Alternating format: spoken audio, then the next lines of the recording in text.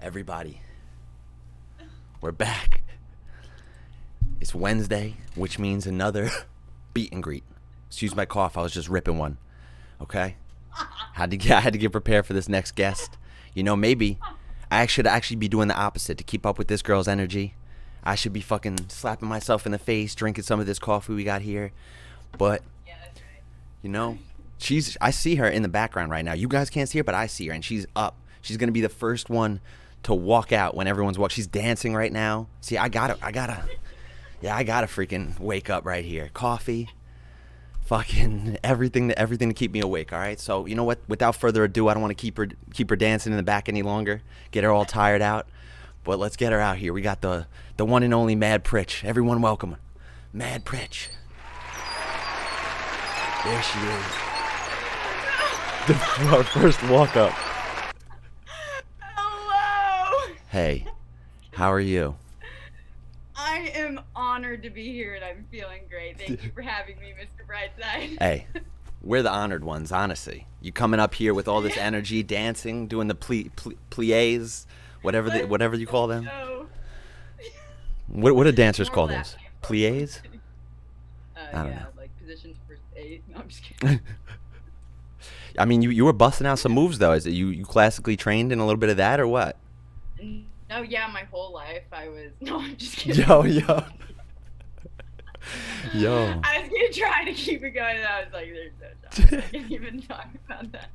No, I did used to take hip hop classes when I was younger. Yo, really? Dude, I don't know if you're lying now or what. No, I'm not. 100% the truth. Oh shit. Okay. All right. So like hip hop, like crunk dances, or what were you doing? What was going on? I don't even know. I don't even know. It wasn't cool. I was just buzzing some moves, counting 1 to 8, you know.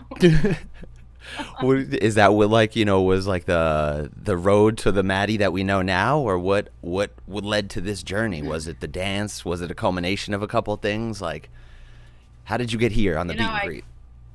I don't know. I'm honored to be here. I don't know how I got here. No, I'm just kidding.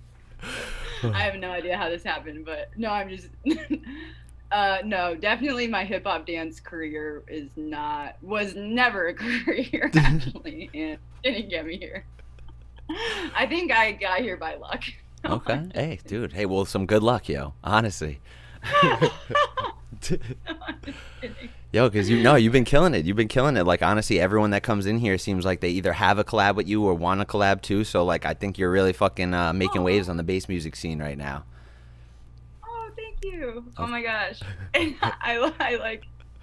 I'm actually honored to be a part of the bass music scene because it is just like the most beautiful thing ever and like such a sense of community and like so awesome. So Dude, I mean, is there like a scene that you were in before this that you have something to compare it to, or was this like something that, you know, you got into festivals and were just like, yo, I love this shit, or like you a music head your whole life, or traveling with the dead? I mean, huh? Yeah. No. I wish that'd be awesome. I think like my whole life I took piano lessons and like wrote poetry and like wrote instrumentals on YouTube and stuff and just like loved music. But I think like the sense of community that I got before like the music scene was definitely through sports. Like my whole life I was like very intensely playing soccer and tennis and running track and cross country and playing basketball, and it was just like that was my sense of community, definitely. But then once I got to college, I like wanted to figure out what I wanted to do with my life. And it was just like kind of once I learned how to DJ, then it was just a no-brainer, and I knew that that's what I wanted to do because nothing brought me like more happiness and like passion, and nothing like sparked my work ethic like making. And then once I started making music, it was just like what I spent all my time, what I still spend all my time doing. So it's like, okay, and I love it, so it's like I have to like, yeah, I really want to try to do this at least. So like, is it like did you do like sports that were more like solo oriented? Is this why you feel like the grind kind of is like the same thing as as music too, because like I did the same thing, and then once it was like I'm over the team shit, you know, I'm over like practice and people don't show up, and same thing with bands as well too. So did you ever lean towards like bands or anything, like playing more instruments or whatnot, or was it always like just you poetry?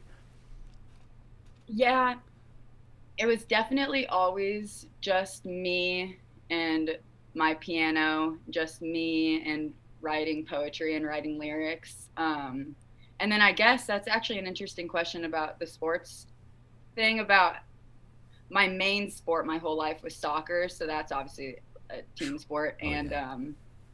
which was like great. But then once I started running in fourth grade, I started running. There was like a cross country team at my elementary school, and then like in middle school is when I started running cross country and track. And those were like single person sports. So I'd never, I mean, you're running with your team, but it's like Yeah. just you. And yeah, I did really actually, now that I think about it, I really liked that because it was just self discipline and it was like just you.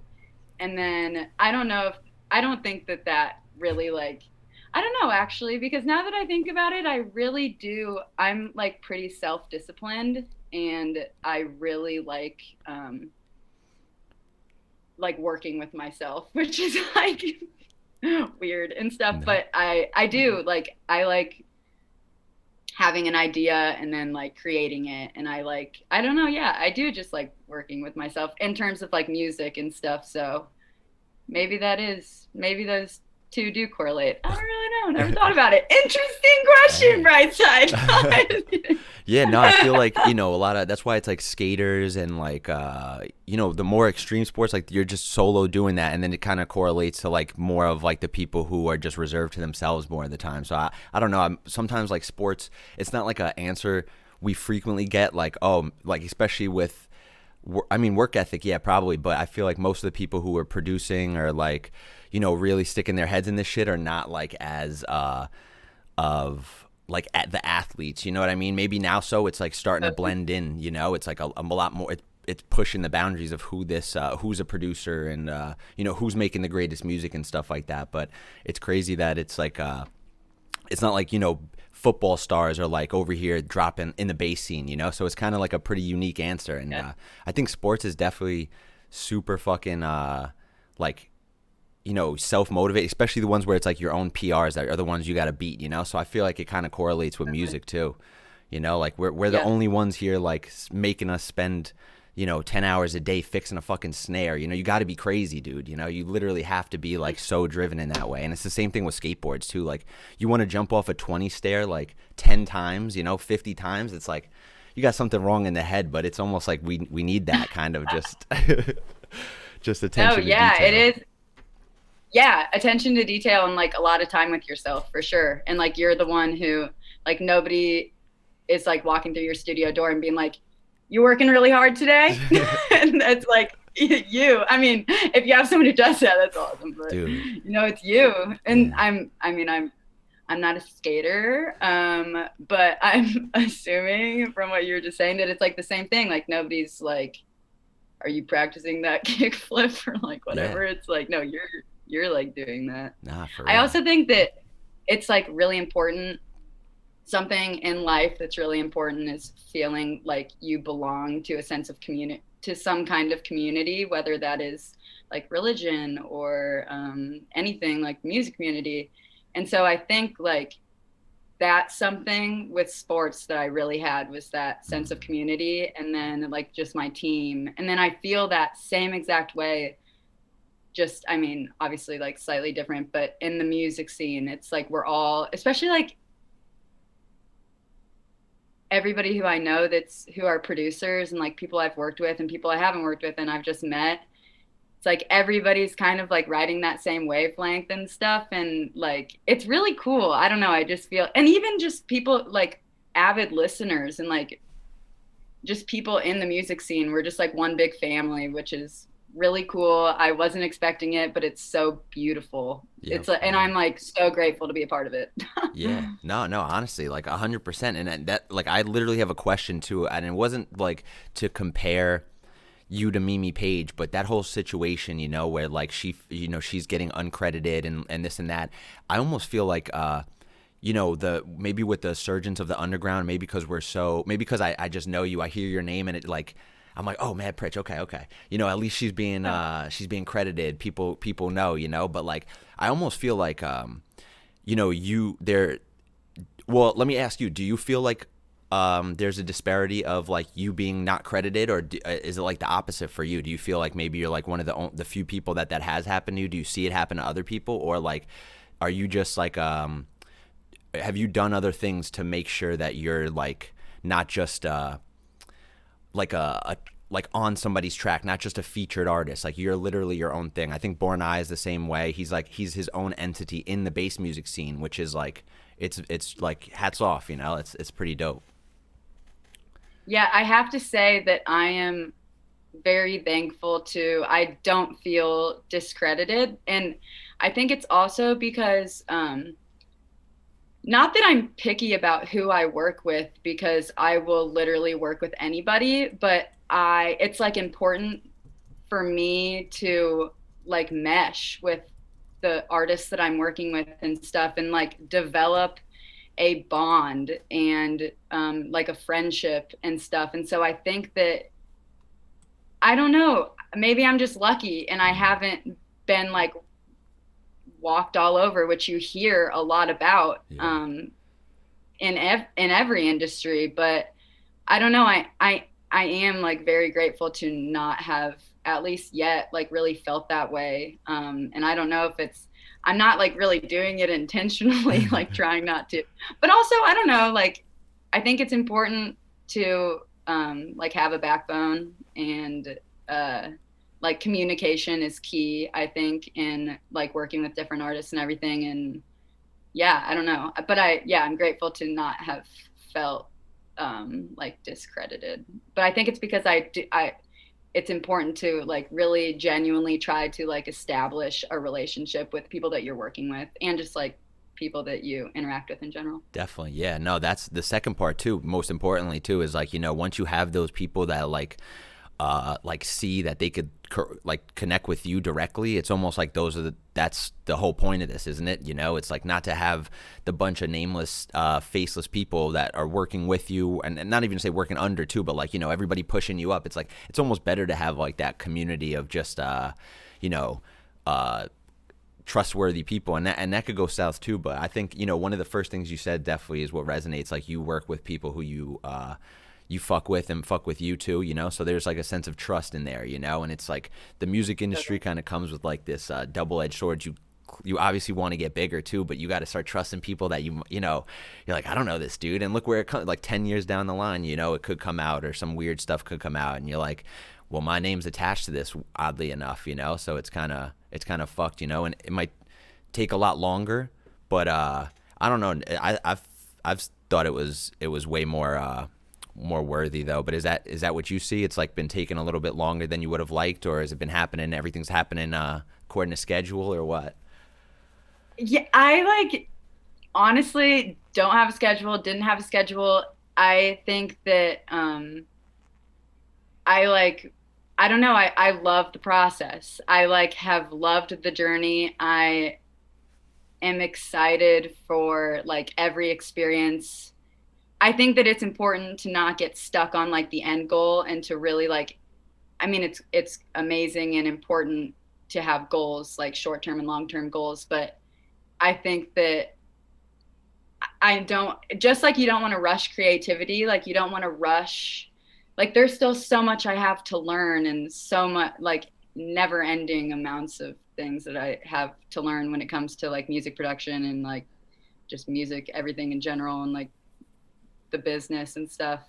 I don't know. I think that, not that everything's been happening according to schedule, because I don't have a schedule, but I think that it's been like beautiful. Everything that's happened has just like been beautiful. And even if it's like not exactly what I wanted to happen, or like not so beautiful, I've like learned something. So I don't know. Yeah, It's no, been, that's I've literally loved the journey the past like few years, 4 years. and that's what's whatever. crazy. Like the end goal, like what do we all consider that end goal? Like, is it literally just being the best artist we could be, because then the end goal is like today. And if it's not, then why aren't we watching a Yeah. tutorial, you know? Or why aren't we collabing with somebody Yeah. or doing something? But like if the end goal is like being like, oh, huge, successful and famous, like that's a whole nother grind. But just being as the best artist that you Yep. could fucking be like each and every day, that's tough too, you know, even just staying on top of yourself and like making sure like you're up to your own standards. That's daunting too, because most of the time I'm not doing as I feel like as much as I could, or things don't go, you know, the way that it could. But as long as I'm like, you know, crossing some shit off the list, I feel like all right, we're getting to the end goal. We're enjoying the process. But like, you know, Yep. I'm learning new things each and every day of like how to, um, you know, put things into this project that are a little bit more of myself. You know, like you have your voice, like your literal voice, and you could say what you mean. Sometimes I'm like, fuck, how could I display that kind of shit? But do you feel that way too? Are you Totally. trying to expand and find more ways of like, you know, connecting and expressing yourself? Or, you know, like, are you gonna start fucking hip hop dancing for us at a show or something? Or like, No. what No, I'm just kidding. what's No, next on your definitely. journey? I think that something that's like very important to me is, as I'm like growing within my Mad Pritch project, that like truly is just me. Like that is, there is like not even a difference between like Mad Pritch and like Maddie Pritchett. Like it's very important to me actually that um they are like slightly one and the same, because I really just try to portray my genuine self, like my honest self with. And so I think like as I grow in my project, I'm just trying to grow within myself as a person too. And Definitely. so I, one day I'll like have an idea, and then it's like, and it just like kind of clicks, and it's like, oh my gosh, and you just feel that growth like within yourself and your artistry and stuff, which is like really cool. But I think just like staying genuine, and staying like true to yourself has been like the biggest thing that's helped me, because I'm never like trying to sound like someone or trying to sound like something, or never trying to like do something outside of myself. So it like feels organic, Oh shit. Okay. kind So of. like, what are some like maybe inspirations of yours that might not necessarily be music, like music definitely, but like inspirations that things that you go to for like you know, just to be more at peace with yourself, kind of thing. Nature is like my biggest inspiration definitely is like Mother Earth. I like every single day need to spend time in nature. It's actually, I just learned this fact, and I think that this is really interesting. That on average, humans only spend 3% of their lives outside, and 2% of that 3% is in a car. Oh my And that god. is just like not what we were put on this earth to do. And I think that like a lot of people would be like happier and would feel more like natural if they spent more time outside and like spent more time.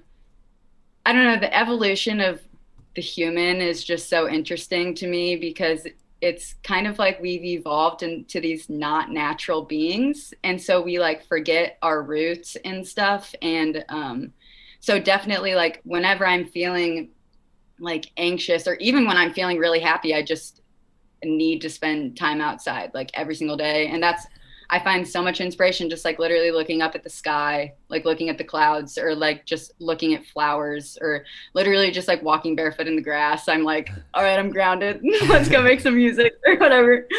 But also like I'm inspired by like so many different artists and music. Like when I was a kid, I was inspired by like Plies and Twista and Pretty Ricky and Ludacris and Lil Wayne and like Keisha Cole and Fantasia and like I don't even Trina and Missy Elliott definitely, and like Timbaland. And now I'm super inspired by Smino and Charles the First and his side project Hawk.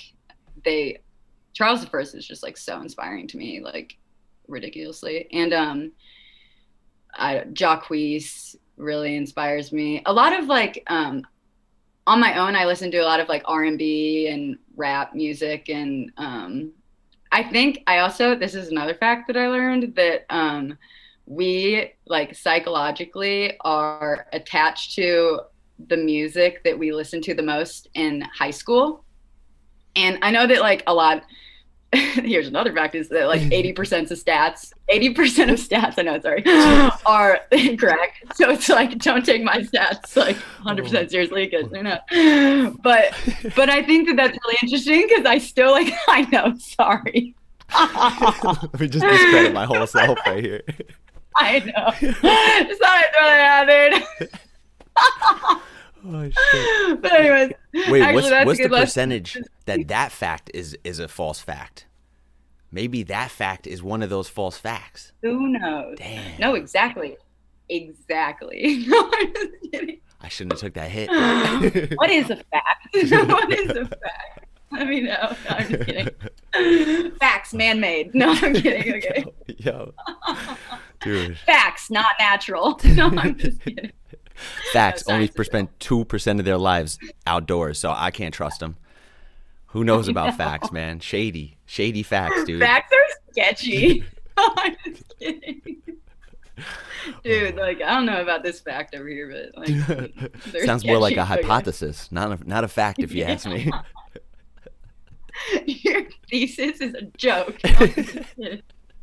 Sorry. There got to be a rule, a law against calling facts that aren't facts, bro, because now we're all fucked up. Yeah, like, what's the definition of a fact? Like, dude. not a fact? Exactly. Okay, I'm done. Sorry. And then you're defining the word with the word, so it's like a whole nother wormhole, dude. Is that a fake fact of the definition? I don't know, dude. We're on to something, bro. Humans, yeah. we were trying to take down Dr. Phil a couple weeks ago. Now we're taking down facts, bro. Starting with Snapple facts. I want to know if some of those are real. We grew up. Wait, I have a question for you, Brightside. What do you got? Who are some of your inspirations? I would love to know. I feel like you have some eclectic music taste. Well, it's crazy that you say that. 80% of our, well, not the facts thing, the music. You get more attached to the high school music, yeah. Oh yeah, no, yeah, I believe that fact. Yeah, that's one fact that I do believe. That's the 20%er. But yeah, I mean, it's mostly that emo shit. Honestly, that's what I've been listening to a lot now, and like some more hip hop, like Earth Gang, and most of the hip hop you've been mentioning, like Missy and just old R&B. It's just like feels, I feel like it's more like just vibe kind of music, and you could get lost in it and feel like emo if you want to, or I don't know. I even like some of the rap that came out a couple years ago too. That was like a blending of the two. I don't know. It was like a couple of XXX Tentacion and fucking Lil Peep was my guy, and that was always like I don't know. That's one of my favorites, but it's been kind of along those lines, like rap and emo music. We kind of teeter on that. But I like everything. I love it. I like everything. We could even take inspiration from comedy and stuff, like timing and stuff. I got to get better at my deliveries, You're like the delivery man. USPS, baby. Your deliveries are 100% every time. I don't know about that fact. That could be one of those 80% facts you're just gassing me up with. That's true. We're gonna have to fact check that one. Don't believe anything that comes out of my mouth, because 80% of it's probably wrong. Only 20% reliable. Shit, bro. Hey, well, I guess we're all living along that. We're all like 20% true, 80% false. I don't know. Who knows what to believe anymore. So sad. So sad. We just need to shut our mouths. No, I'm just kidding. Just a silent interview. Then you'll be 100% correct if you just never say anything. Damn. Maybe that's why the monks do it, bro, because they're 100%. Nobody do that. They're batting like 100 for 100, bro. All right. They just That's it. Honestly, though. Oh, see, bro, get your stat game up. That's what she's saying. Damn. Here, want to meet my friend? Yeah. What do you got? Buddha. Oh, another one. Okay. Look at this. Want to meet my friend? This is my best friend. No, I'm just kidding. Hey, whatever works for you, dude. I mean, everyone's kind of Yeah, lonely during what's going on, you know? You seem like a people it, person too. yeah. Honestly, I spend like a lot of my life alone. Sounds sad, but it's not. Just because I'm always sounds sadder than I feel like it is, but just because I'm always like working on music, and then what is it like 36 years of your life you spend asleep or something, and Yeah. then and like usually the time that I'm awake, I'm like just making music by myself. So it's like, but I am a people person. I do love the Is human race. do you make music like with people? Do you feel like it's you flow naturally like when it's in person, or does it mostly happen over the internet too? Yeah. I feel like I honestly haven't worked with many people in person, which is, I'm weird. Like, making music is really personal to me, and I feel like I do a better job when I'm by myself because it's just like no distractions. It's just I can, but at the same time, I really haven't had the opportunity to make music with a lot of people in person. So that could totally change. I actually, that's like a dream of mine, is to like work in person with people more and make music once, obviously not in the COVID climate, but once maybe that's over. It's ever gonna end. Has like anybody ever said like, hey, maybe a topic like gave you a topic or like a theme or something to work around, or has it always been like let you get creative flow, or have they been like, oh, maybe something over here, some shit, or you just take the wheel? Couple songs, people will have a topic. Yeah, like that I can think of off the top of my head, like two songs people have sent me, and it's like, here's what I want it to be about or whatever, and then I still get creative freedom to like write, but no, other than that, I actually think it's really cool that people just are like, here's a beat, want to like write to it, or and I'm like, yeah, Oh like, shit. you don't have a topic in mind, like I can pick it out, Was sweet. it Because like that? I like No, go wait, on, what did you go. say? No, no, Sorry. all you finish yours. I'll remember the question. Okay, so I probably want to remember what I was gonna say. I already am like, wait, what was I saying? Um, what was your question? No, Oh. I'm just kidding. Oh, this is what I was gonna say. This is what I was gonna say. Don't worry. Don't worry, it's still there.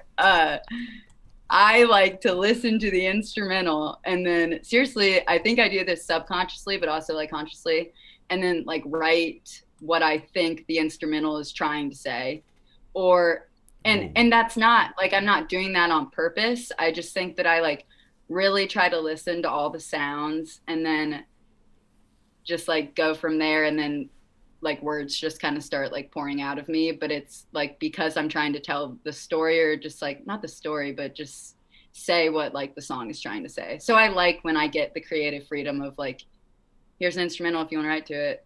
Yeah. And then it's even better when somebody's like want to collab on production too, and I'm like, oh my god, really? Okay. God damn. Yeah, well, okay, so that leads me to my next two You then, know, honestly, because they both have to do with smokestacks though. love Because the interview. Oh great, this is gonna be awesome. because like that he came in here last week and was like, yeah, you just laid down 10 minutes of the mini. I didn't actually hear the mini mix until I went back and heard him say that. I was like, oh, I thought you guys just had one tune, and then it was a fucking, he's like, yeah, I sent her a 10-minute mini mix, or she just happened to hear it and then wrote over all of it.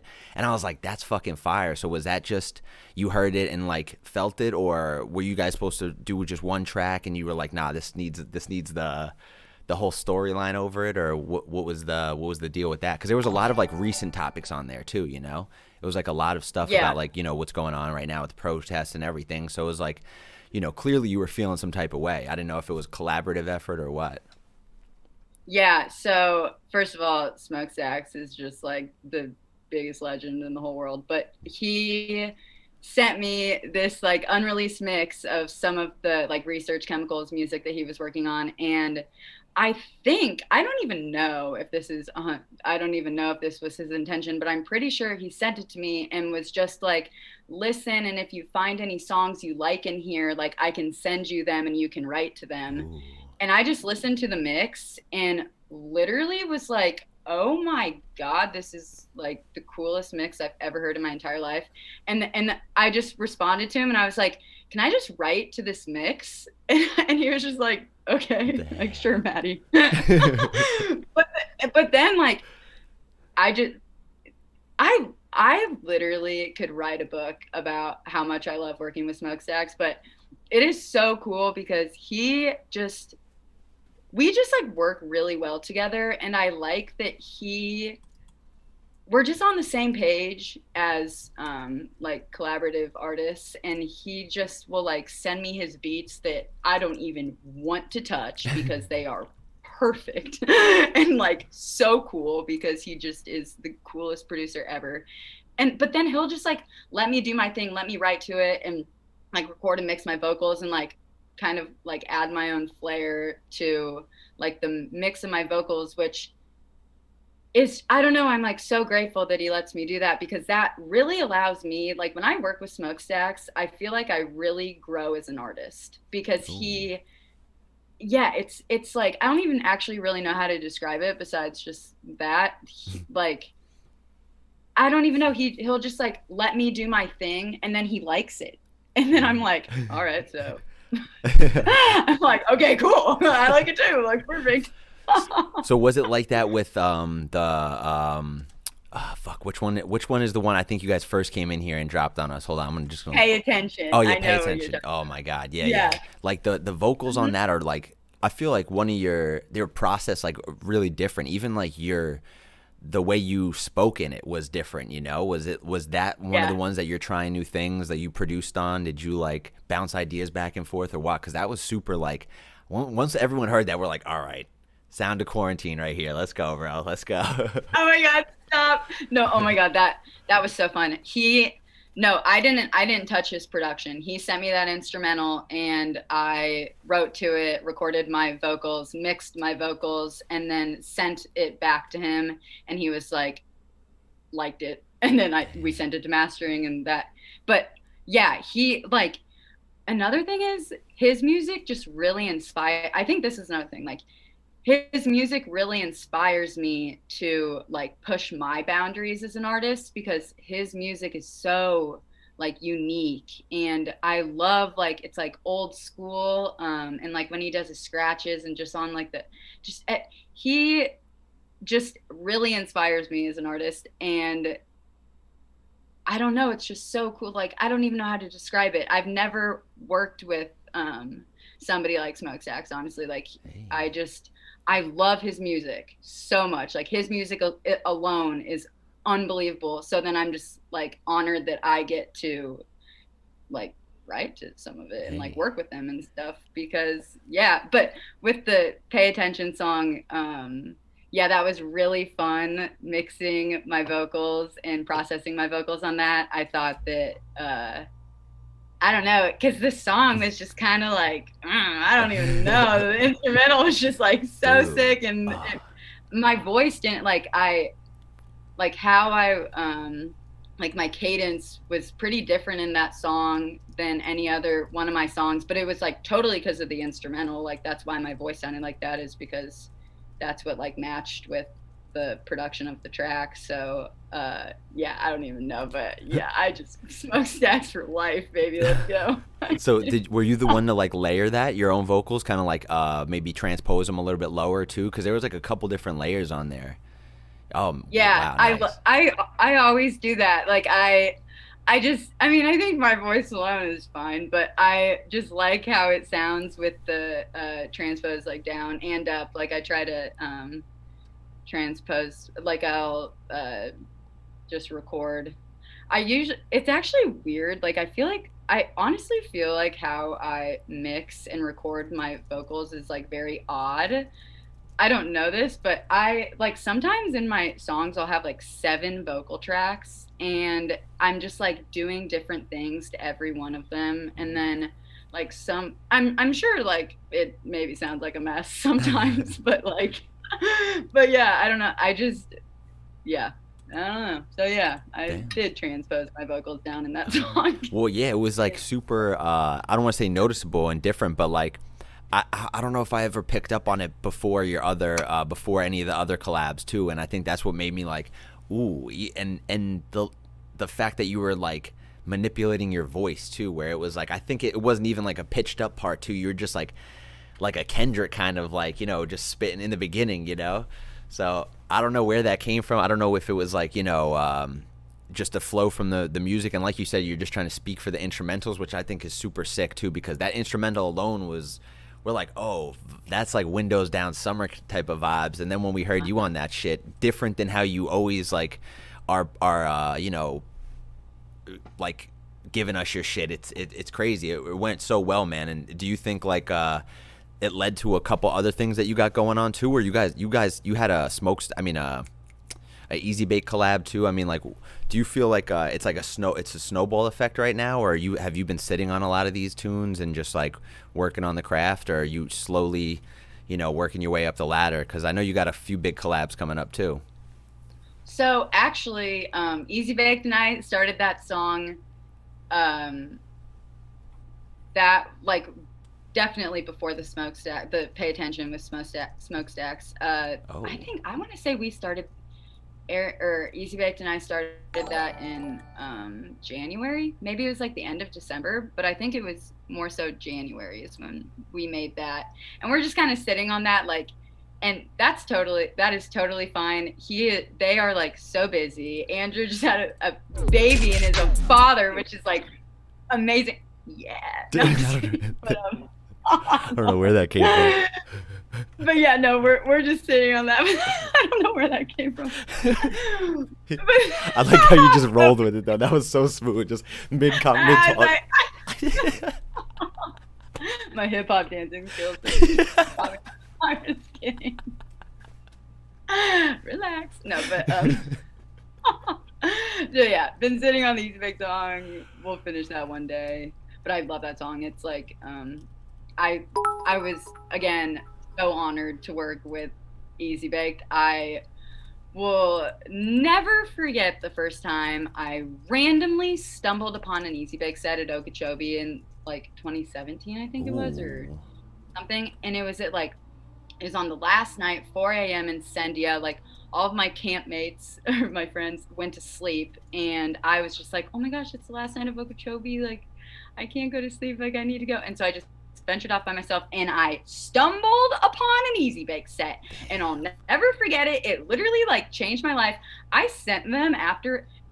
I had never heard music like their music, and it really actually inspired like me and just my artistry, I guess, like a lot, because it was so like trappy but underground and experimental and like so sick. I don't even know. And I ended up like going back and to my campsite and like listening to all of their music on SoundCloud, and then the next day I wrote them like a book about how much I enjoyed their set. And like no, Eric and I like still laugh about it, like because I like literally, and it wasn't. I mean, I am like a proud fangirl. Like if I ever see anybody who is an artist or producer who I admire, I will like go right up to them and just be like, I love you and your music so much, and that's just like, I don't know, because why not? But so working with Easy Baked, it was just so like full circle for me. And now like becoming friends with them, like Eric is actually one of my really good friends, and I really respect and admire him so much. And I think that he is like such a hustler and like has such a good work ethic and is just so passionate about his craft. And I'm just honestly really grateful for him and Andrew. Like they're just awesome people, and I can't wait to continue watching their journey in the music industry, because they are just legends. Like I just love them so much. Were So you at yeah. Oki this year with the last festival? Oh, so you got to see Mhm. like that was full circle too, huh? Like, how big was that 17 set? I'm sure nothing like what was going on fucking this year, dude. Insane. Yeah. I am so happy that I got to experience Okeechobee this year, because I think it made me, I'm still like personally very like quote unquote quarantined. Like I don't really see anybody do anything. Like I don't go to restaurant. Like I don't do anything just because I like really don't want to I don't want to get COVID and like I just want to do my part and whatever, which everybody has their own like opinions about like COVID and just the world right now, and totally respect everybody's different perspective. I think that is the most important thing that we as humans right now need to do is just like respect each other and understand our like differences and understand that everybody has a different perspective and like that's okay. Yeah, You no, for know, real. like It's I ridiculous. just think that I know there is just so much like sorry, not to get serious, but there's just a lot of like hate and tension and all Yeah, so many honestly unhealthy emotions. Like hate isn't healthy. Like that is not natural. It's not healthy. And there's so much of that right now. And I think that if we all just like accepted each other for our differences and like step back and realized like it's okay to not be like everybody on the same page and like everybody have the exact same thoughts and opinions. Like it's okay yeah, because that is like we as humans have it's like the privilege of reason and the privilege of like emotions and thoughts and stuff, but sometimes it can just like really get in the way of our like relationships with each other and everything. And I just definitely. think that yeah, I don't know. I just think that we all need to like, Just chill, and, bro. Yeah, no, I know. I feel you. It's like it's almost like, what but it's hard. stake do you even have in the? I feel like the people who are the loudest too, or don't even have anything like. It's like they're just fighting for no reason too. It's like they're the ones not even affected by most of this stuff too. Is like the ones who are like really in your face, shoving it down your face. Like it's like, bro, relax, bro. I mean, and even like sometimes I'm like seeing my mom talking, oh, the red this or blue this. I'm like, relax. Who cares, ma? Like, what are you Yeah. talking? Why do we even feel the need to like worry ourselves with this bullshit and like pick a team? Like, bro, really we're picking a team, and you think that represents us? Like, the team, the one team, these two jerk offs who are fucking running, they're the only two fucking guys who could represent us. Like, really? And we're all gonna still believe in this system as grown ass adults. And it's just like at the end of the day, it's been like, yo, you just gotta focus on you. Just focus on you. And I mean, luckily, there's no rugrats running around, so like I don't have to like be worried about their fucking futures or anything like Yeah. that. But that's literally the only thing I'd be worried about is like, these little fucking schmeegs running around and like having to protect them and just like Jesus Christ, dude. But I don't know, man. And I like passion is good and passion is beautiful and like and having opinions is good and feeling different ways. It's good. Like that's amazing and beautiful and great. I think it's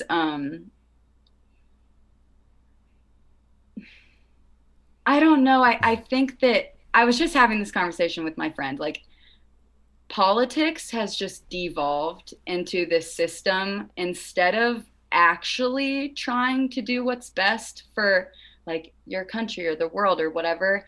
It's just devolved into this game of winning and losing. Yeah. And honestly, like everything in that, not everything, but a lot of things in that realm are like corrupt and on like I don't know, both sides. And so it's just like I and so Absolutely.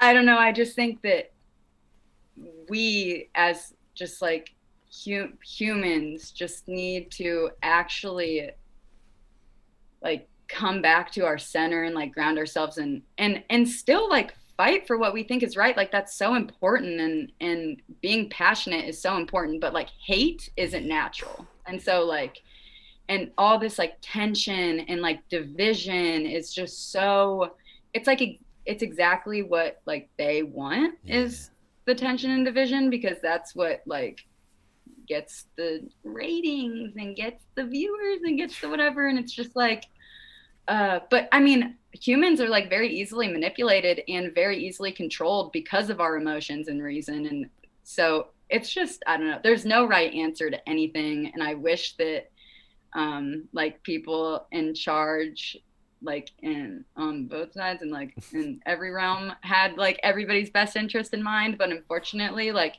we unfortunately slash fortunately, like it's not all a bad thing, but like we are our only constant, so we just really need to like focus on the relationships like with ourselves, with our family, with our loved ones, with our friends, like being there for other people, like volunteering, all of that, like making differences in people's lives, but not like tearing each other down is just Exactly. not like the answer. Dude, it's But it's it's anyway, almost counterintuitive at that point, like tearing each other down. It's so stupid. It's like, what are you doing? Just because one team's red, one team's blue, what the fuck is a team, bro? Like, what are we talking about? yeah, Wins? I know. Really? Don't we all win if things work out? Don't we all fucking, we all fucking get a better life, a quality of life once, if things are going the right way, But everyone's like, oh, the liberals or the fucking Democrats, and it's like, bro, like who cares what you fucking name it? There's shitty people, there's good people. This politics game is so fake. It just, even the way they talk, it's I not even like know. human beings. It's like they talking No. like on a fucking, like in a weird tempo and like some weird time signature, and it's like, dude, I know. come on, bro. Like, how are we There's supposed to relate to war. that? No, I'm just kidding. It's Like just unwarp yourself. No, unwork I yourself. know. I Complex Pro, like baby. we Come can't on. understand you. Like, can you unwarp yourself? But no, yeah, like I totally agree. Life is confusing. And like Yeah. people are confusing and like systems are confusing and it's just like what the hell, man? Dude. I'm just kidding. Nah, for real though. Like, honestly, like you said though, we should just, like, ourselves are our only constant, and that's like, honestly, why I think another reason why quarantine and like all these, like, the dark ages or whatever, you just realize like you only got yourself in this. You got your immediate family, and they might even have different ideas and stuff like that. But at the end of the day, you Which still is love them. okay. Yeah, you still love Yeah, them. You know what I mean? exactly. Like that is like what makes humans beautiful is like we are all so different. I mean, we're all also very similar, but like it's okay to not be on the exact same pages.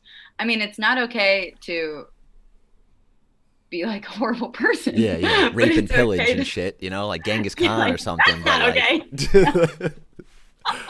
but You know what I'm saying? bro, as long as we're not all on that page, then we're good. Yeah, but Yeah. bro, Like let's just like be mindful of each other and it's like it's like every other animal can coexist with each other and coexist with the natural world and it's like humans are it's so bad because we're so like divine and beautiful and great and there are so many like wonderful I mean, we're just a double-edged sword, just like everything else in life. yeah. Literally everything in life is a double-edged sword. Like, yeah, Yeah. No, it's you just scroll through like, Twitter and you're like, "Oh, what a beautiful video." You need this of like some, someone rescuing a dog or a pit bull or something, and then there's another shitty video or something, or then there's a I know. racist getting beat up. I'm like, "Yeah, yeah." I'm like, "Where do I draw the line?" Cuz then, I'm like, I like those videos too. I, But I at the same time, it's know. still someone's getting their ass beat and shit like that. I'm like, "All right, you know."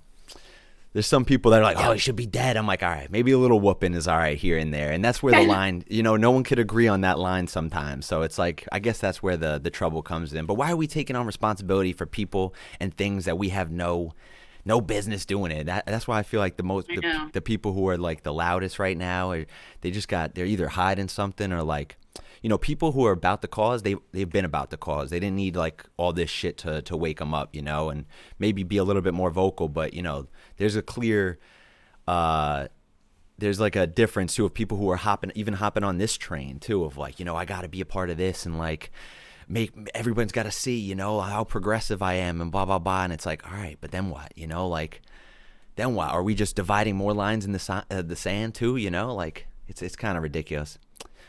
Well, But it's weird because sorry, and then no, and then no, we hey, can move hey. subject if you want. But it's weird because humans are like every other animal and every other like being or whatever they kill for and like violence is instilled with like self-defense and for like hunting and getting their food and stuff but humans are just like so at such a different rate like just killing machines and not everybody obviously like we're not but like just the human race is so violent so it's so confusing how our evolution has like led us to this Dude.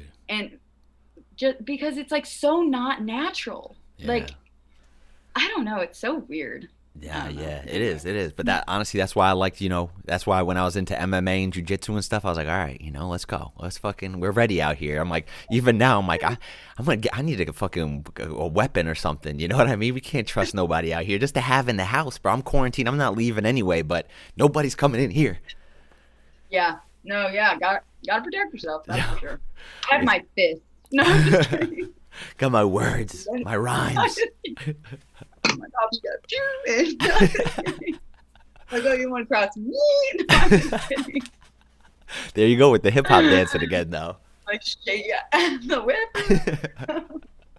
Shit, man. So, like, honestly, I feel like a lot of your music though is like, I don't want to generalize it, but it has like a lot of like it like speaks about love a lot. You know what I mean? And like even like love in like a personal connection, not like loving everybody, but like a intimate love. You know what I mean? Like is that based off of like your observations? Is that what you're going through? Or is that just what you like find yourself pouring out of like a lot? Is that what's going on now? So you just have to talk about love, You just feel like it's a topic. Yeah.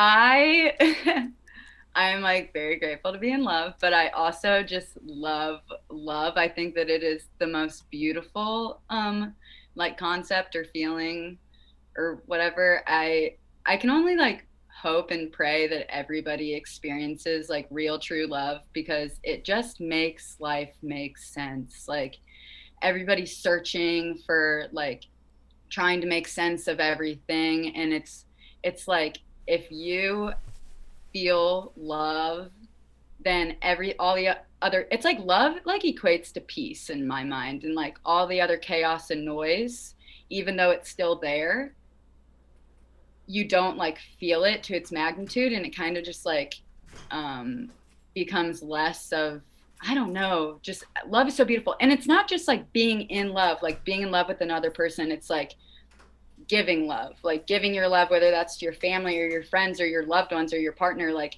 giving your love, or but also just being in love, like romanticizing things, like romanticizing your life, like interactions with people, and like platonically. I'm not saying like go up and kiss the grocery. Definitely don't do that during COVID. But sorry. But also just like being in love with like your life. And I actually just wrote a song about this, and I like some of my lyrics are the best advice I've ever gotten was to fall in love with your life, because I think that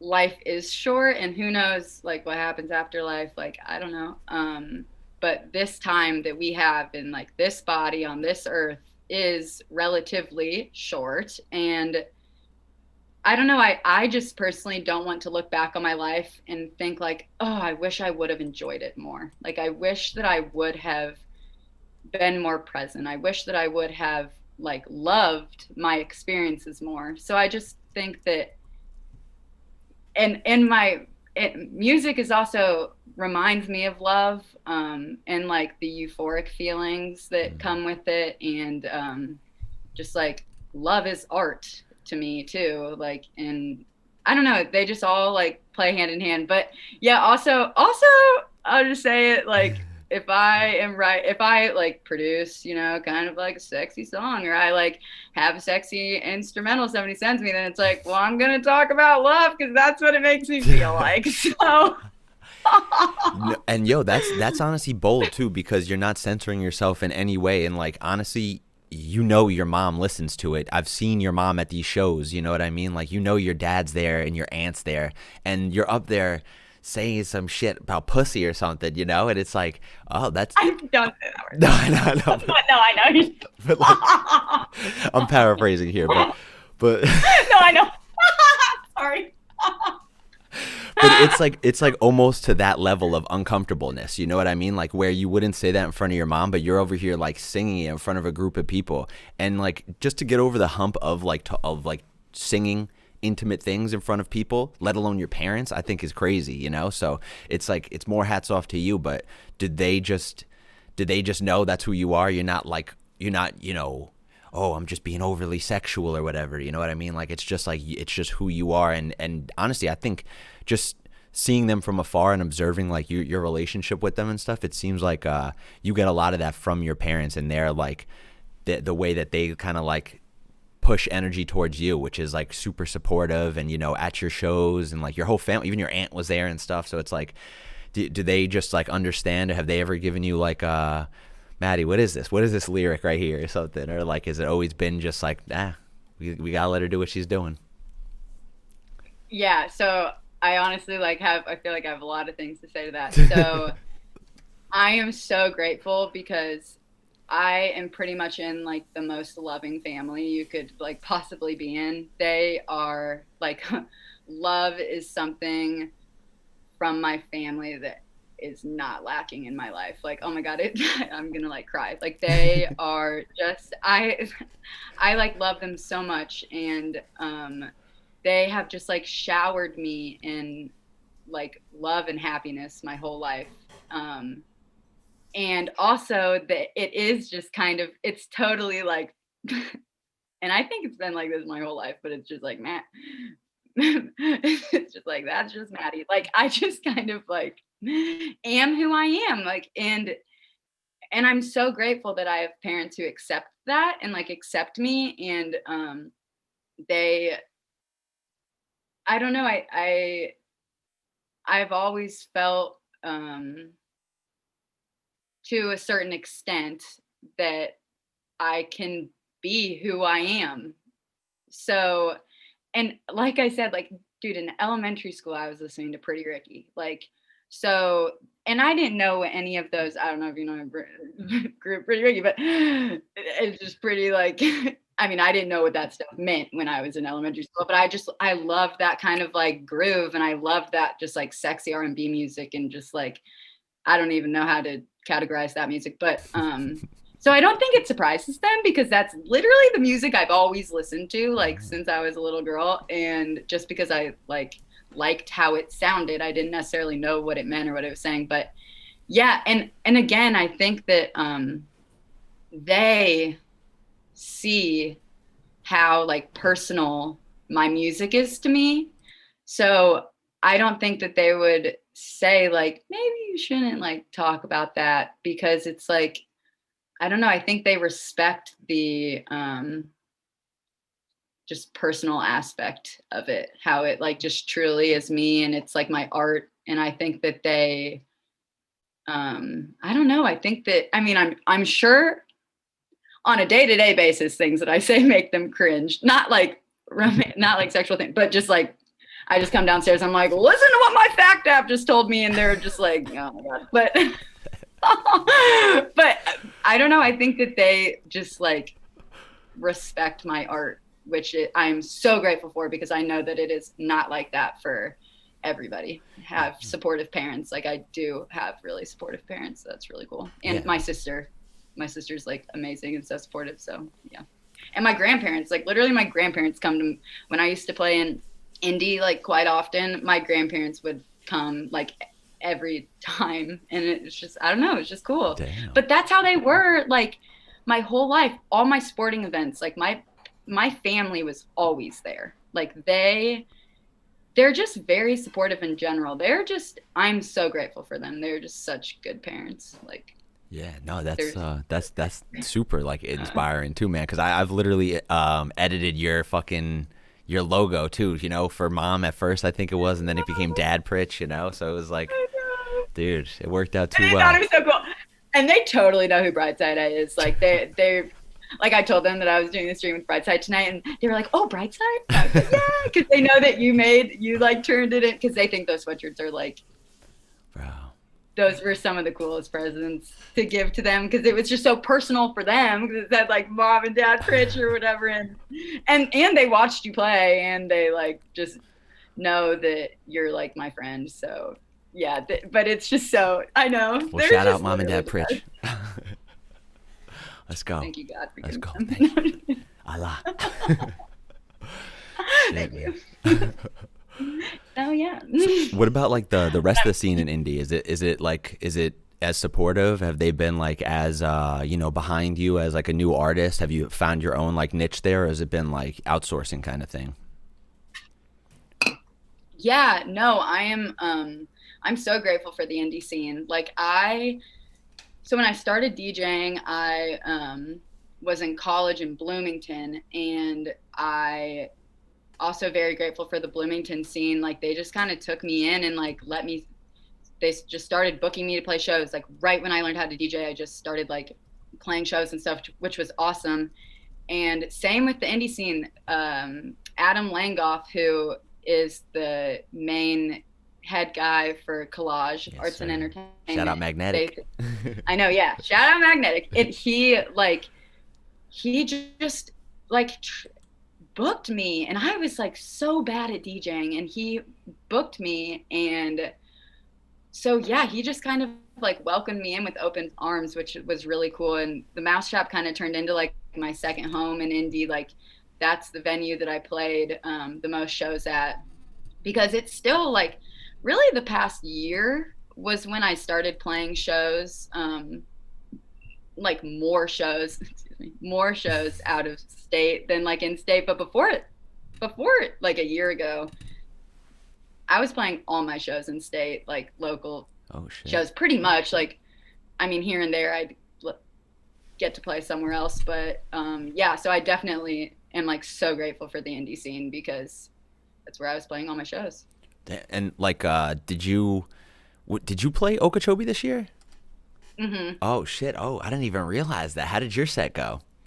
Oh my god, it was so fun. It was Damn. just like I can't think of an adjective to describe it. Dude, It what a was good way to end off like before all this, you know? Like I feel like festival season in particular is where everyone kind of gets a little bit of momentum, or they are exposed to like some new people and play where they're not usually playing, and like that was definitely is just in the history books, being like the last festival that happened, you know? So like you just I know. think everybody is like cherishing every artist from that fucking festival that laid it down, you know? And what did you play on in Incendia?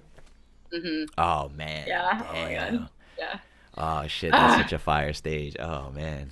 it literally fire, and it was hot. No, it was hot. No, I'll never forget. Like seriously, the first time. So like set started, and like in front of the CDJs, it's like on fire, whatever, and there's like fire everywhere, and I was just totally like in performance mode, so I wasn't really like thinking. I was just like doing, and all of a sudden, it was, I think it was like the second song that I played, and the fire went up like behind the stage.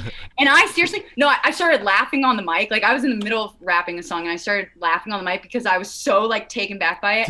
And I like thought my eyebrows were gonna burn off, and I was like, oh my god, should I look at my camera to like make sure and then I was like, no, you're like performing, so don't like check your eyebrows. But it was like so hot. It was so hot. Oh my god, yeah. So it was hot. It was on fire. But yeah, that was like I can't even. I'm so grateful to have played Okeechobee. Like so grateful, because I think that also made me like very okay when I got home and like shit hit the fan and the country shut down and all this stuff. Like I think I rode my Okeechobee high. I think I'm still riding my Okeechobee high. Like I was just like, okay, it is what it is. Like country shut down. Like I'll stay inside of my studio all day. Like I don't care. Like I just got to go to Okeechobee for a weekend. Like it was just so divine. Damn. It was No, so literally, I nice. was about to be like that with what's the fucking thing? Oh, Deja Vu, and then that Oh, was like Deja 1 week before. So I mean, that's never gonna happen again. So whatever. At least Okeechobee will happen, or whatever festivals didn't happen or about to. But was there anything that like you were as hyped about that didn't happen, or you just like was Okie the one that was like was number one on the fucking list, and it made it just by the skin of its teeth? Yeah, I have to say that Okeechobee was like number one on my. I mean, I went to Okeechobee every year since it started, and I don't go to like that many festivals just for fun, like just because I try to like work all the time, like work on music. And but Okeechobee was one that, I mean, I didn't miss an Okeechobee. Like it was just, and then it felt like home to me. So then when I got asked, um, this girl Shy Ben David, who is just literally an angel, she asked me to play Okeechobee. I'm like, are you sure you want me to play Okeechobee? Like, no, I'm just kidding. But And I mean, she just made my dream. I'm like, me? No, but she just made my like dreams come true. And yeah, like that was, I mean, I thought about Okeechobee like 2 months before. I mean, I thought about it all day, every day leading up to that. Like I felt like every move that I made was like to get myself ready for Okeechobee. Like I was just like, it's time to level up your music. Like you need to play new music at Okeechobee, and it needs to be like stuff you're proud of, and like this set needs to just be like something you're proud of. Like it was my first time where I was just like, I felt not to like, I'm too deep in, but it was just the first time I was like proud of myself. I think like just because Okeechobee means so much to me, so it was just like surreal when she like asked me to play. I was just like, I don't know, it was one of those moments where it was like the most beautiful synchronicity, and it just like sparked something in me. And I don't know, I'm so grateful for Okeechobee. Like I just can't, it was literally the most beautiful experience, not just playing, but like the whole weekend was so just like gorgeous. Like it was just so unbelievable. It was so cool. Damn. Well, Yeah. yo, much deserved, dude. I think we're all proud of you too, man. That's like definitely a notch on the fucking belt of like, shit that's like, all right, like where it's not only given, you a more legitimate, like, what do you call it? Like resume, and like you played all these places, but like also the whole scene too, and it's like we're kind of expanding into different territories now, and it's like it's nice not to just be pigeonholed, and with like Yeti playing Yeah. EDC and stuff like that, it's like that's the weirdest side of the bass music, and it's getting put on like the forefront of the biggest festivals, and that now we're even going to where it's like rapper, beat producer. Like, what would you consider yourself? That's another question I have. What would you consider yourself as? Like, I mean, an artist in general, but like, do you when people ask if you're in an Uber going to a show, like, he asks you, oh, what do you do? Do you say like, oh, I'm a rapper? Like, what's your go-to? Yeah, I feel like, I don't know. I know, cause like, I think of myself as a rapper and a songwriter and a music producer and a DJ. Like that's just what and then obviously like human and like other things too, and like person. No, but but like daughter. But but yeah, no, I think like I think of myself like what my job is, and like what my like just what who I am as an artist is like a rapper and a songwriter and a music producer and a DJ, because I love all of them like the same, and I feel connected to all of them like the same. And so I can't just say like I'm a rapper, because it's also like, oh, but you love producing like just like you love rapping, so it's like you're a producer. Oh, but you love DJing, so it's like Yeah. I'm just a human. No, Yeah. I'm just kidding. Yeah, no, maybe that's where the musician thing comes in play. It's just a very open-ended term. You're just like, fuck it, man. You could do whatever the fuck you want, and I think we're all here for it. Yeah. So I think that's cool.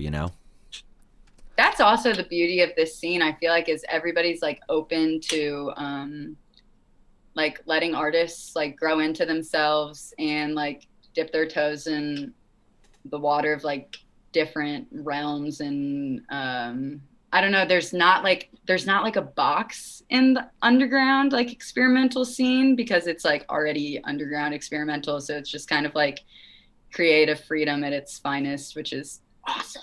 Yeah.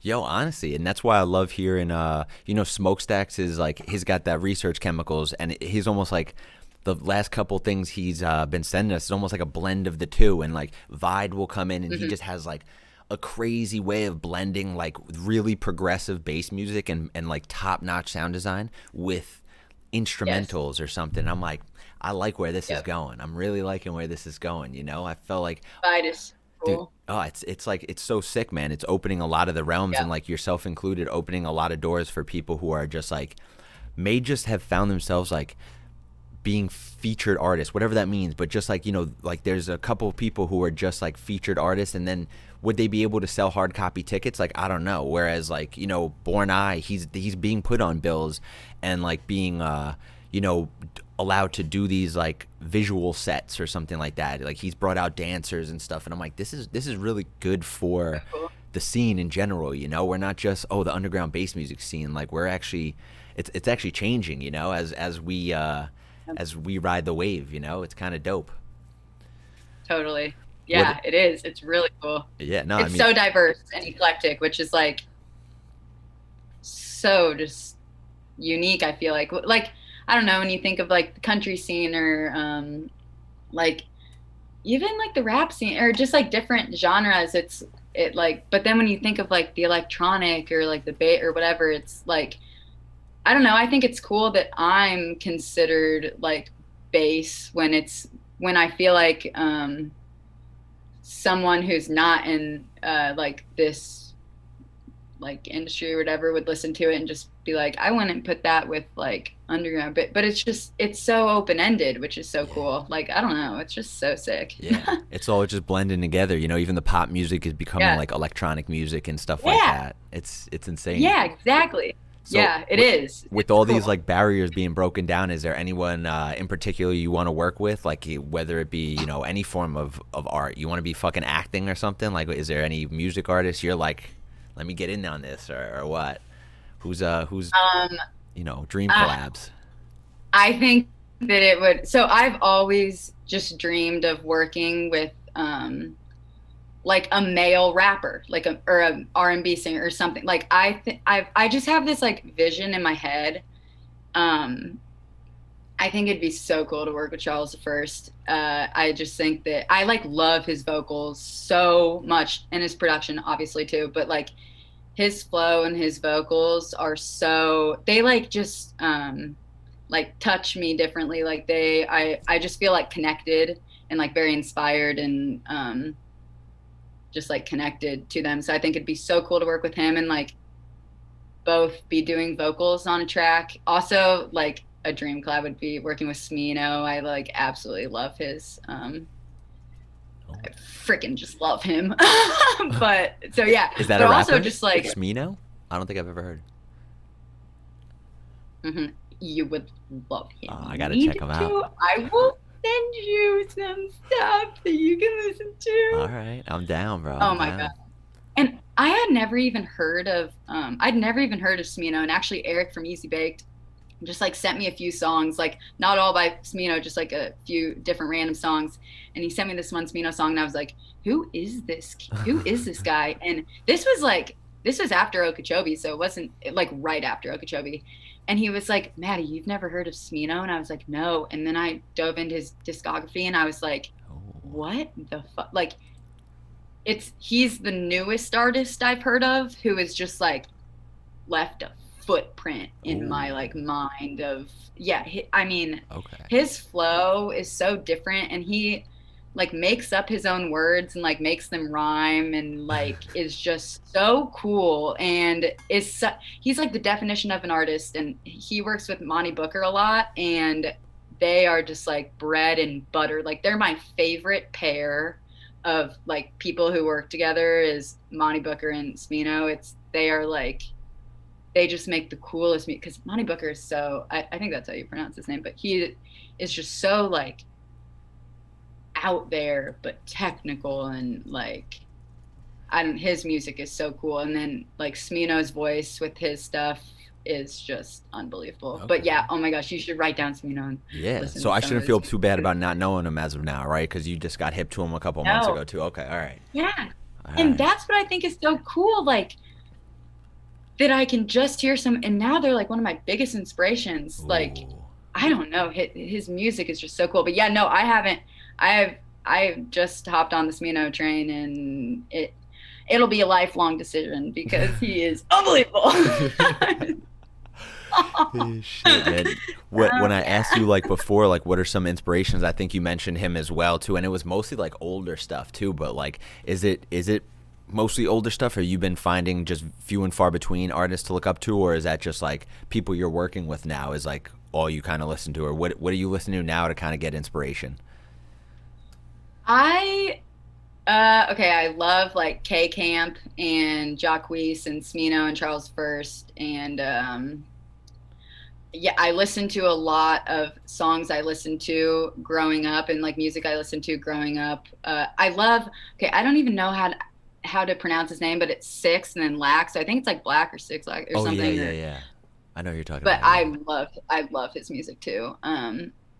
And but yeah, like just like D4L and like 36 Mafia and 50 Cent and like that kind of yeah, I know it's like really, but but just like but that's like the music that I grew up to listening, and like Ludacris and Pretty Ricky and all those folks, and like Lil Wayne of course, and like Wiz and like Plies and Twista and like all, yeah, and those are like older, um like I definitely listen to their older music, and it still just makes me, I just think that's the music that I like feel most connected to. And so, and I also have to say I really only listen to music when I'm like riding my bike or like doing yoga, because besides that I'm just like making music all the time. So I really don't even like listen to music. I mean, I listen to other people's music every day, like because I ride my bike every day and do yoga every day, and that's when I'm listening to music. But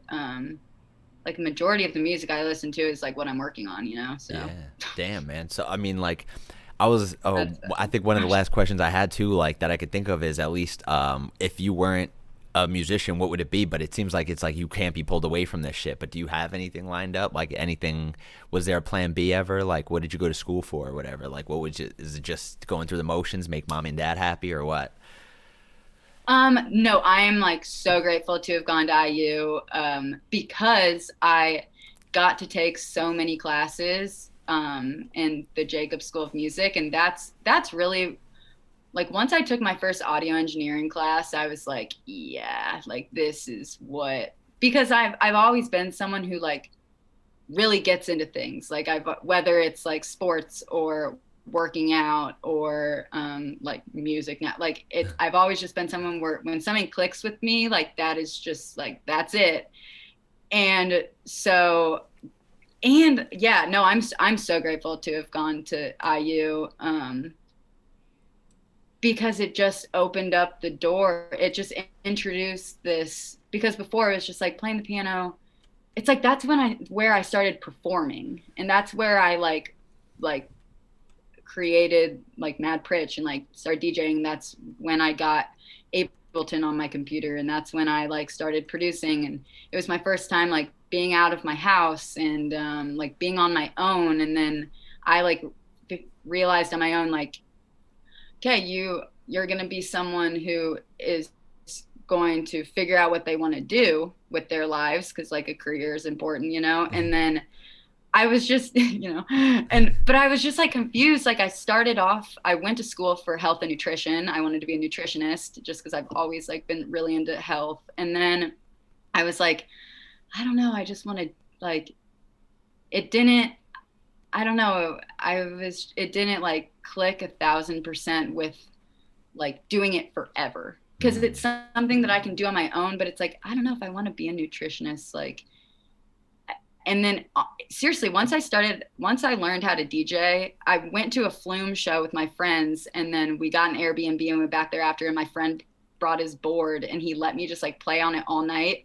And I just like it just like clicked. And so I started DJing first, and I think that's like what helped me like develop, because that's when I started like doing the whole tempo, like weird tempo thing. And that, and it was like, it's when I realized you could really like warp sound and like make it sound how you like wanted it to. And it was just like this like weird thing that I could just like do with myself. And so yeah, I don't know, I know that's a normal thing to say. And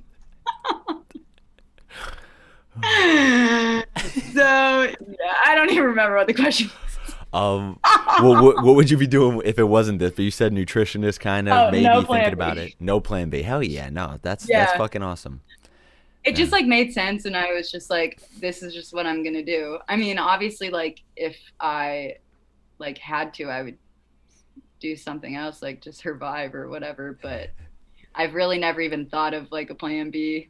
Yeah. Like No, it's hell just yeah. been like this is what makes sense. No, So that's fire, man. And you, like you said, your parents have been supportive of that decision too. I mean, it's clear they, I mean, they could get behind, you doing it, obviously, as long as it makes you happy. But like you putting everything into the all eggs in the basket, like they're cool with that too.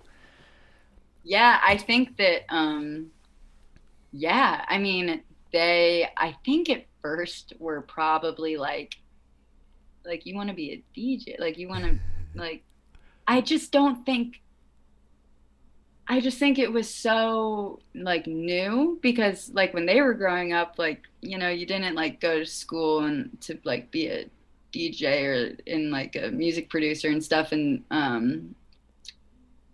I think that also like education is really important to them. And so I don't know, I think that my dad is very practical and logical and like mechanical and just honestly the smartest human being I've ever met in my entire life. And so I think that I'll actually never forget. It was the beginning of my sophomore year of college, and he came to visit me, and we went out and we got sushi.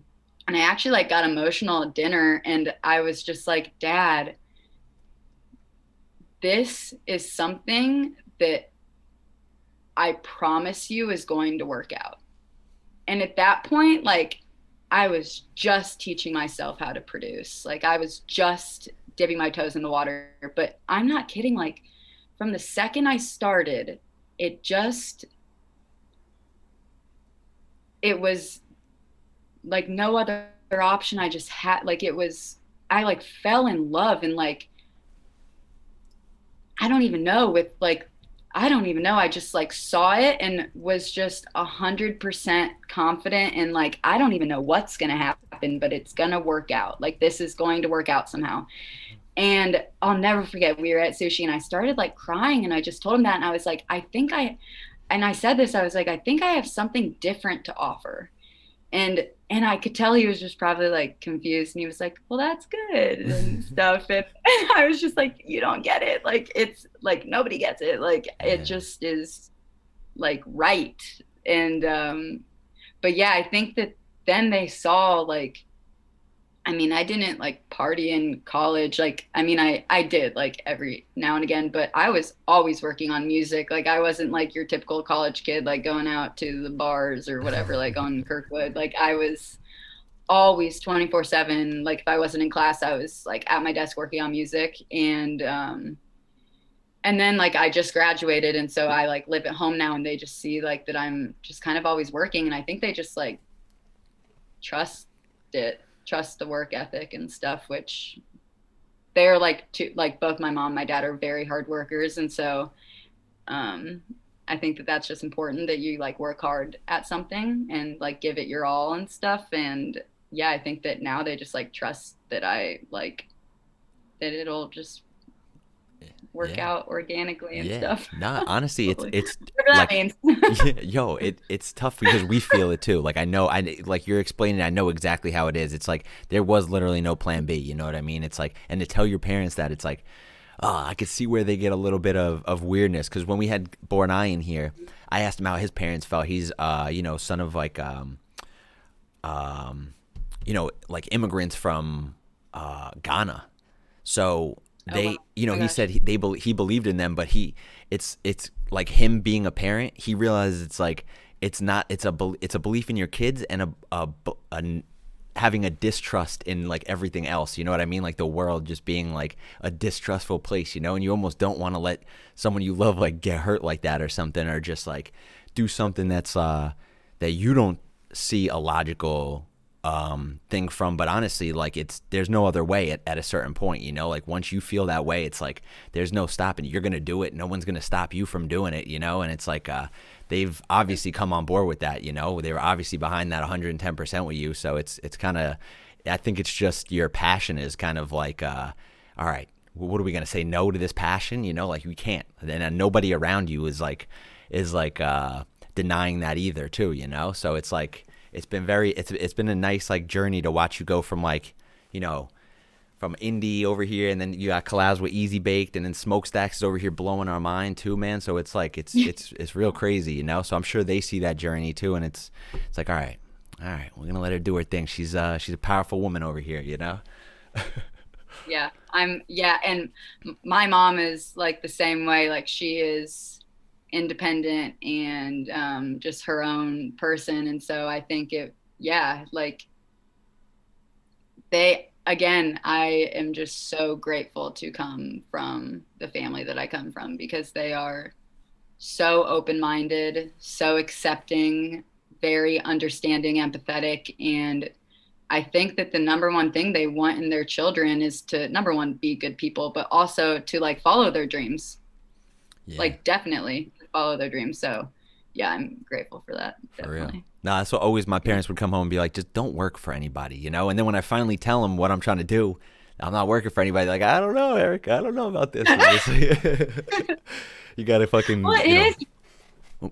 yeah, you gotta line up a You're few right. It's shows, show weird them. for yeah, and it's weird for parents to accept because all they want is like the best for their kids, and so and then when there's not a plan, because I don't know, like especially back in the day, it's like you go and still today 10,000%, like you go to college, you get your degree, you go and you get interviews, you go, you get a job, you get like it's kind of like there's a process. And for this in my family, like nobody's like a musician for their like profession and stuff, and nobody, so it's just very like uncharted territories. And I think it was weird for them that they like didn't know exactly like they I think it was probably weird for them that they couldn't help me more, Oh, besides like give me their support. Like they couldn't like open any doors or like help me because it like was just uncharted for yeah. them. But I think the whole time I was like, no, like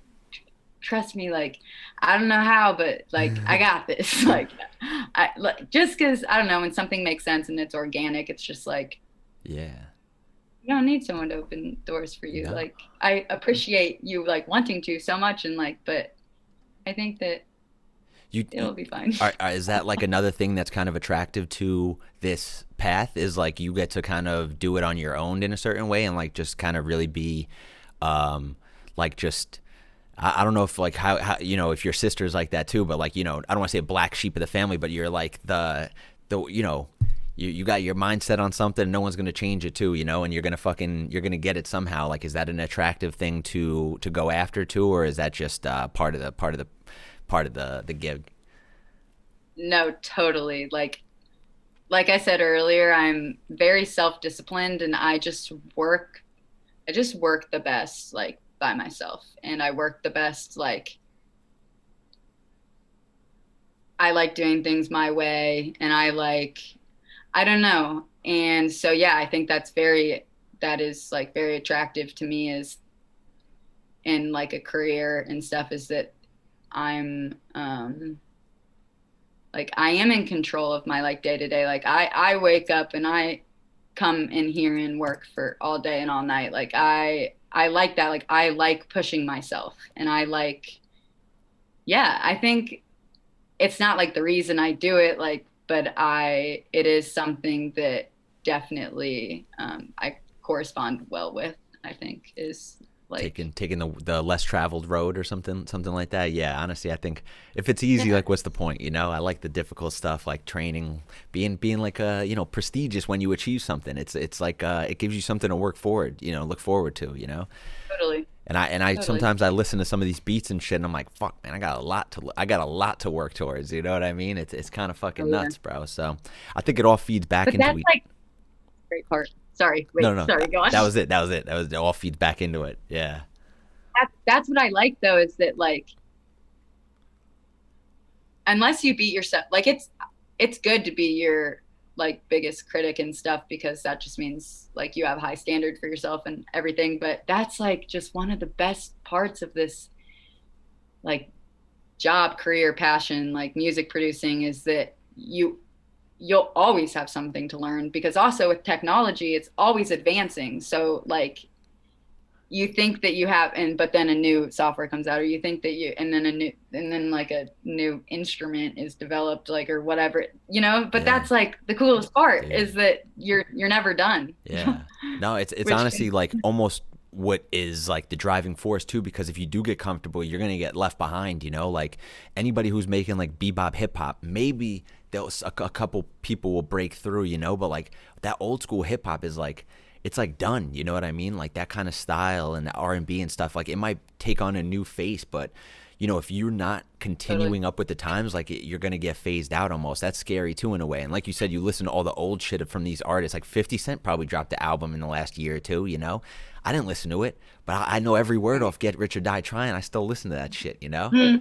So it's like, yeah, it's like it's kind of crazy, man, because like you just do keep pushing yourself, and you could either, you know, keep going or just like get stuck in these loops. And we all know some producers and like DJs who like have been doing the same thing for like 10 years, and respect to them because it worked 10 years ago, but like in a certain way it just they didn't keep on with that. And you know, it's almost like a driving force for us to be like, all right, this is what could happen, and this is what could happen too. We could be up here, we could get left behind somewhere in the middle. We got to find ourselves in. It's like, it's rough, man, but I guess we're it's here. really fast paced. Yeah, it is. It's really fast paced, but I think it's like very important, and I like have to remind myself of this a lot. It's like very important to slow down and to like admire where you are, and to be like grateful for what you do know, and being grateful for like all you have to learn, because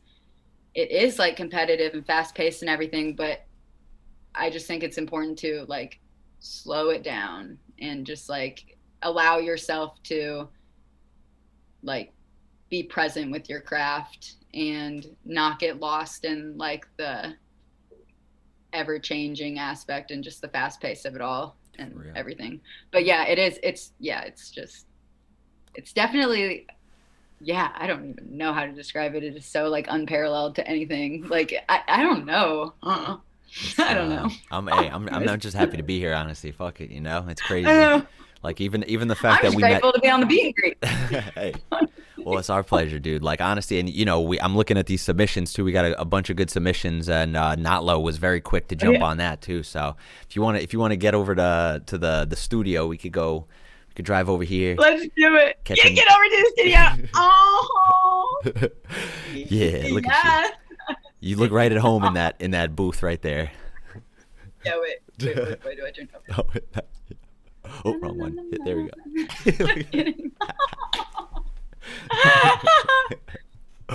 Oh shit, man. I'll do the mixing. Can you turn me up a bit? I got you. Headphones up. Oh shit. So, all right. So we got a couple of the names we get every week that are fucking amazing. I see Elevate in here, Not Low in here, Sky Sweet, and Smokestack's up in there too. So we got a couple. Smokestack, yeah, I see that art. Let's go. Go. He's got Hello Kitty as the art for this one. Let's go. Classic. Okay, so we'll start off with Not Low, the one and only, and yeah, we'll get to these fucking beats because I see a couple more of them rolling in too. So let's go. Let's go. Let's do this thing we call listen. This one's the one from Not Low. You can hear all right? Okay.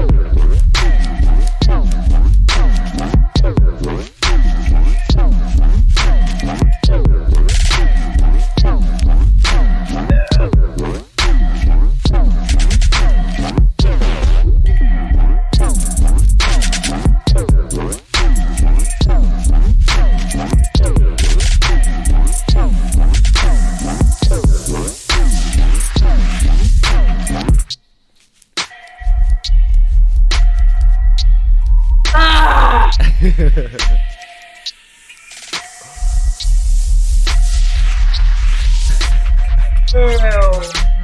Dude.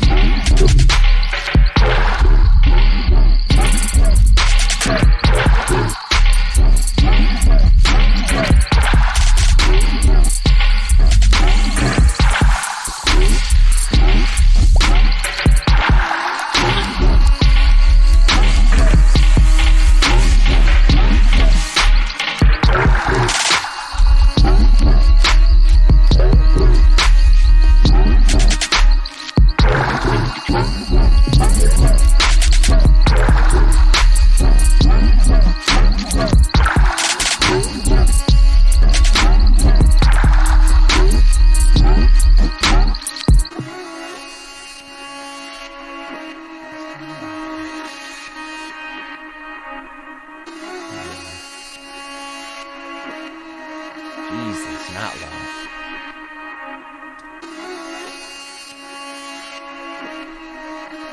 Damn. She's always coming through with that heat. Dude, That she's fucking such a legend. dude. Oh man, you know what was awesome too? We got I just get a text a couple days ago, and it's from the one and only Not Low. I got a show actually. We got an offer request, and then I'm like, all right, I'll do it. It sounds like it's like they're up to standards and stuff. It's pretty unique the way they're doing it, so I'm kind of hyped. And then I get a text from Not Low, and she's like, hey, I might be on before you. I'm like, yes, let's go. I think one of my last shows was with her. My first show out of quarantine is gonna be with her. So Are you talking about the Myrtle Beach show? yeah, but I don't know. I don't know how much is solidified about it. Oh shit! But hey, you seem like you know about it, huh? Let's go. Yeah. Oh, a let's little something go. special on the horizon. We're going. Oh, let's go. Let's go. Let's go. I know. Let's go. I was like, wait, what Oh, show? But yeah, no. I know she shit. texted me too. I was like, shut up. Oh, But nice. that song was disgusting. Bro, she's really like she's crushing her own lane too of like this deep, dark, and dangerous shit, man. Like it's, I almost I feel bad. I never have anything actually- to say. Like nothing, no feedback for it. You know what I mean? That song was perfect. Not Low is perfect. Her music is literally unbelievable. I am so grateful to be like a fan and a friend of Not Low because she is so cool. That song was like just so sick. Dude, Yeah. her music is just so sick. And like Her live she's performances are super awesome versatile, too. Like I could see her playing that, just going harder than anybody on the fucking crowd too. So it's like it's awesome. But Her energy like cannot be matched. She's just I mean, her production skills are honestly just like top tier. Like Yeah. she's so talented. dude, I have like all of the faith in the world in that woman. She is just seriously a legend in the making. like honestly, I think I don't know if I've heard of one of you guys through the other, but I know you guys were always like very vocal about each other. Like, do you guys have collabs? You got okay, Yeah, okay. we have 2 songs together. Yep, Oh, that are released. They're released. Okay, shit, man. Maybe like they're just like far enough back where I haven't heard like I've been overwhelmed with the new amount of music that she's coming out with. Almost twice a week she's dropping us Yeah. a new tune, so I'm hearing all these. know. Damn. She's another one too. She's a hustler. She's such a hard worker and like it comes naturally to her, which is cool. Like, I mean, she also busts her ass, but she is just like one of those natural producers that just like gets in her groove and just cooks up like the dankest shit. But yeah, our first song was like 2 years ago, I think, together. Oh. And she like, and just watching her growth the past 2 years, because her music 2 years ago was fucking unreal. And like, it's just crazy how much you can like grow in 2 years. Was it This always like now, like this kind of vibe? Deep dark and like you know, I don't want to say it's like deep dark dangerous, but like that kind of like very bass emphasis on that. Like there was a part of that. The sub was just it was nothing but the sub that was hitting on the song, and I'm still like, yes, yeah, all right. yes. That's what I've always been like so drawn to her music is she is like bass heavy, like sub heavy, which is so sick. And like she just knows how to make it speakers fucking rattle. Like she is just so sick. Her Yeah. music is so awesome. No, for Like real. every song. And you're right, like she releases so much music and every song just smacks. Like Yeah. yeah, No, she's dude. shit. It's insane. It's like it honestly her creative flow has been crazy, and they're not like works in progress that she's sending in too. They're all like brick mastered ones like this. So that's why I never have anything really to Totally. say. Cuz I'm like I know. she's hitting all the points that need to be hit and stuff like that. So there's really I don't even want to muddy it up with some feedback sometimes, you know? But Yeah. but Yep, that was perfect. Nalo, if you're in yeah, here. That was nah, perfect. for real. She Nalo, actually you're perfect. what Mo I see is she even in here? She was supposed to be in here, actually like to join us, you know, because these two are like two peas in a pod. So we were gonna have the three piece. I was you know, we maybe put her in here in the studio, right in this little.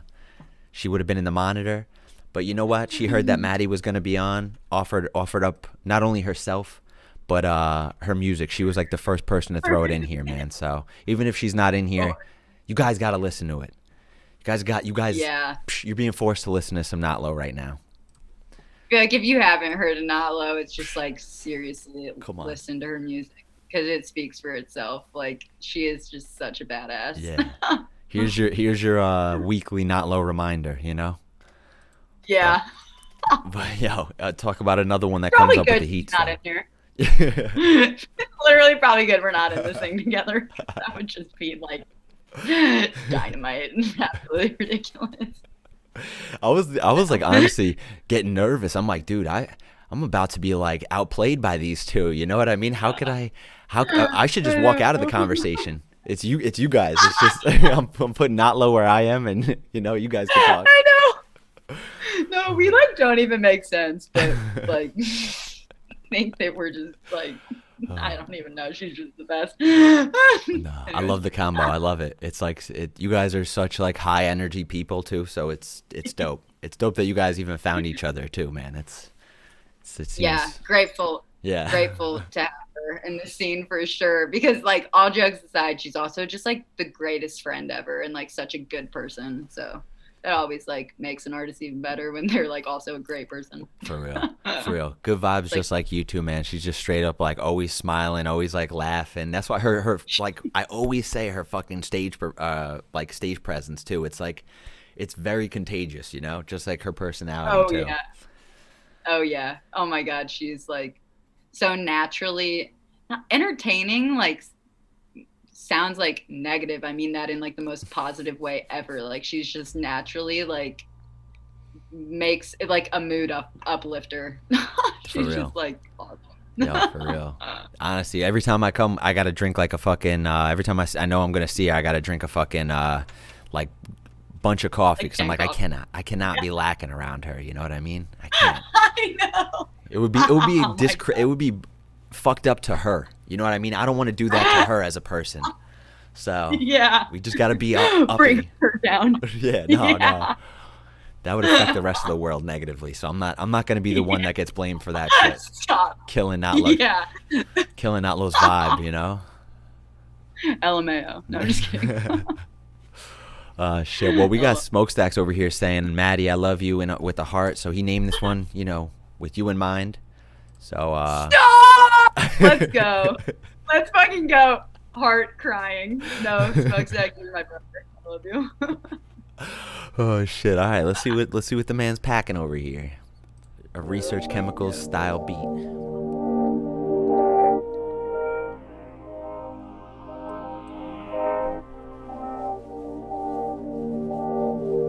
Smokebox vibe or jacuzzi? I think jacuzzi.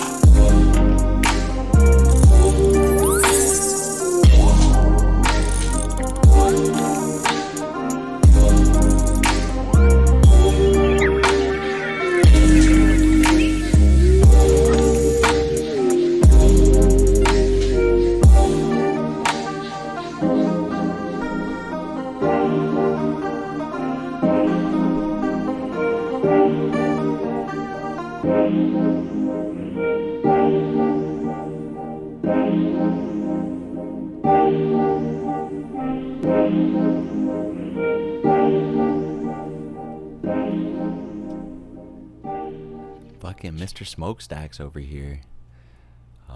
Perfect. Yeah, no, honestly, the only thing I would say, get vocals on it, and you already have the name on it. Maddie, I love you. The research stacks type beat, you know, it's just waiting for some vocals on it or something, man. It's Yes. yeah, it's chill as fuck, dude. I love the percussion on it. That bass was fucking driving, and those like open hats that you used, clean as fuck, man. It really fucking gave a whole nice little vibe to the tune, you know, just like minimalistic. It sounded like you sampled a video game too. There might have been a couple of these samples in the intro and stuff that I recognize. So hats off to that too, man. Hats off to that. And if I'm right, let me know which video game that is, because I've been hearing something. I swear, it's like some where something. Yeah, this right here.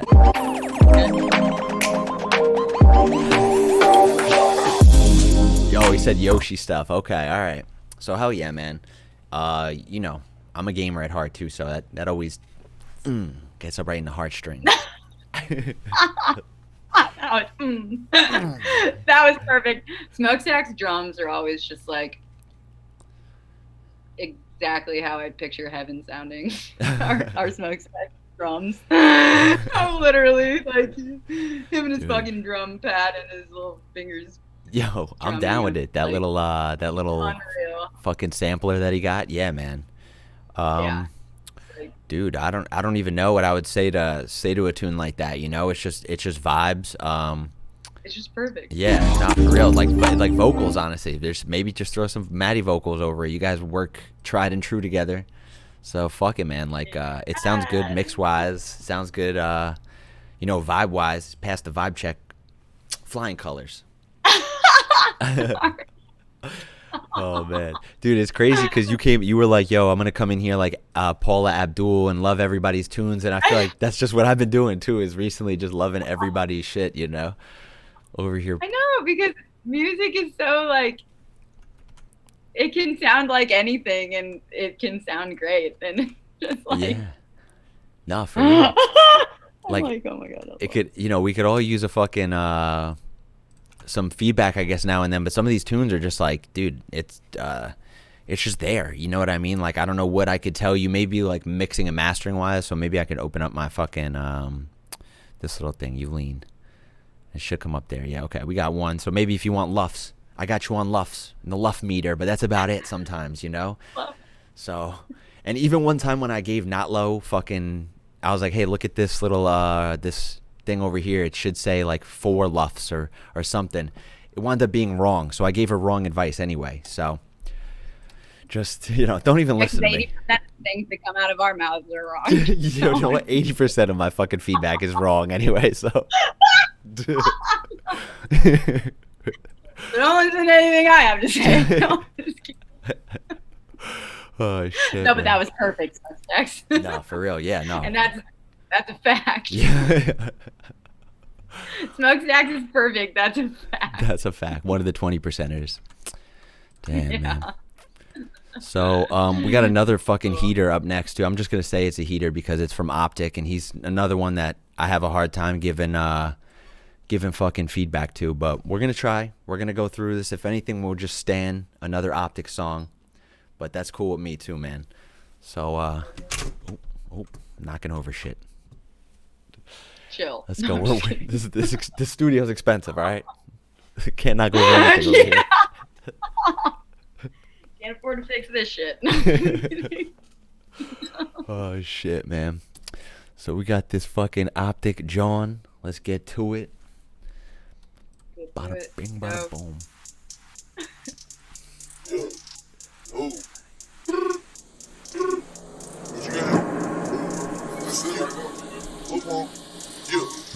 I heard a little pump. Gucci gang, Gucci gang, Gucci gang, Gucci gang, Gucci gang, Gucci gang, Gucci gang. Spread their racks on new chain. My bitch love do cocaine. Ooh, I fuck a bitch, I forgot name. I can't bob in the weather rain. Rather go and bob on man. Gucci gang, Gucci gang, Gucci gang. Gucci gang, Gucci gang, Gucci gang, Gucci gang, Gucci gang, Gucci gang, Gucci gang. Spent their racks on new chain. My bitch love do cocaine. I fuck a bitch, I forgot name. I can't find no in the weather rain. Rather go and bob on man.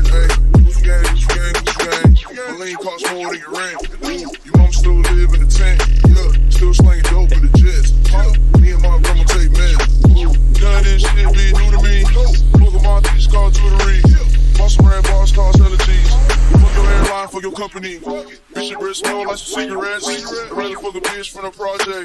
They kick me out the plane off Brightside. When I little bomb flying private jet. Everybody screaming for WestJet. Little bomb still stuck that hell. Putting on wrist, sipping on tag. Fuck a little bitch, make a pussy wet. Gucci gang, Gucci gang, Gucci gang, Gucci gang, Gucci gang, Gucci gang, Gucci gang. Spread their racks on new chain. My bitch going through cocaine. I fuck a bitch, I forgot her name. I can't bob in the weather rain. Let's go and bob on man. Gucci gang, Gucci gang, Gucci gang.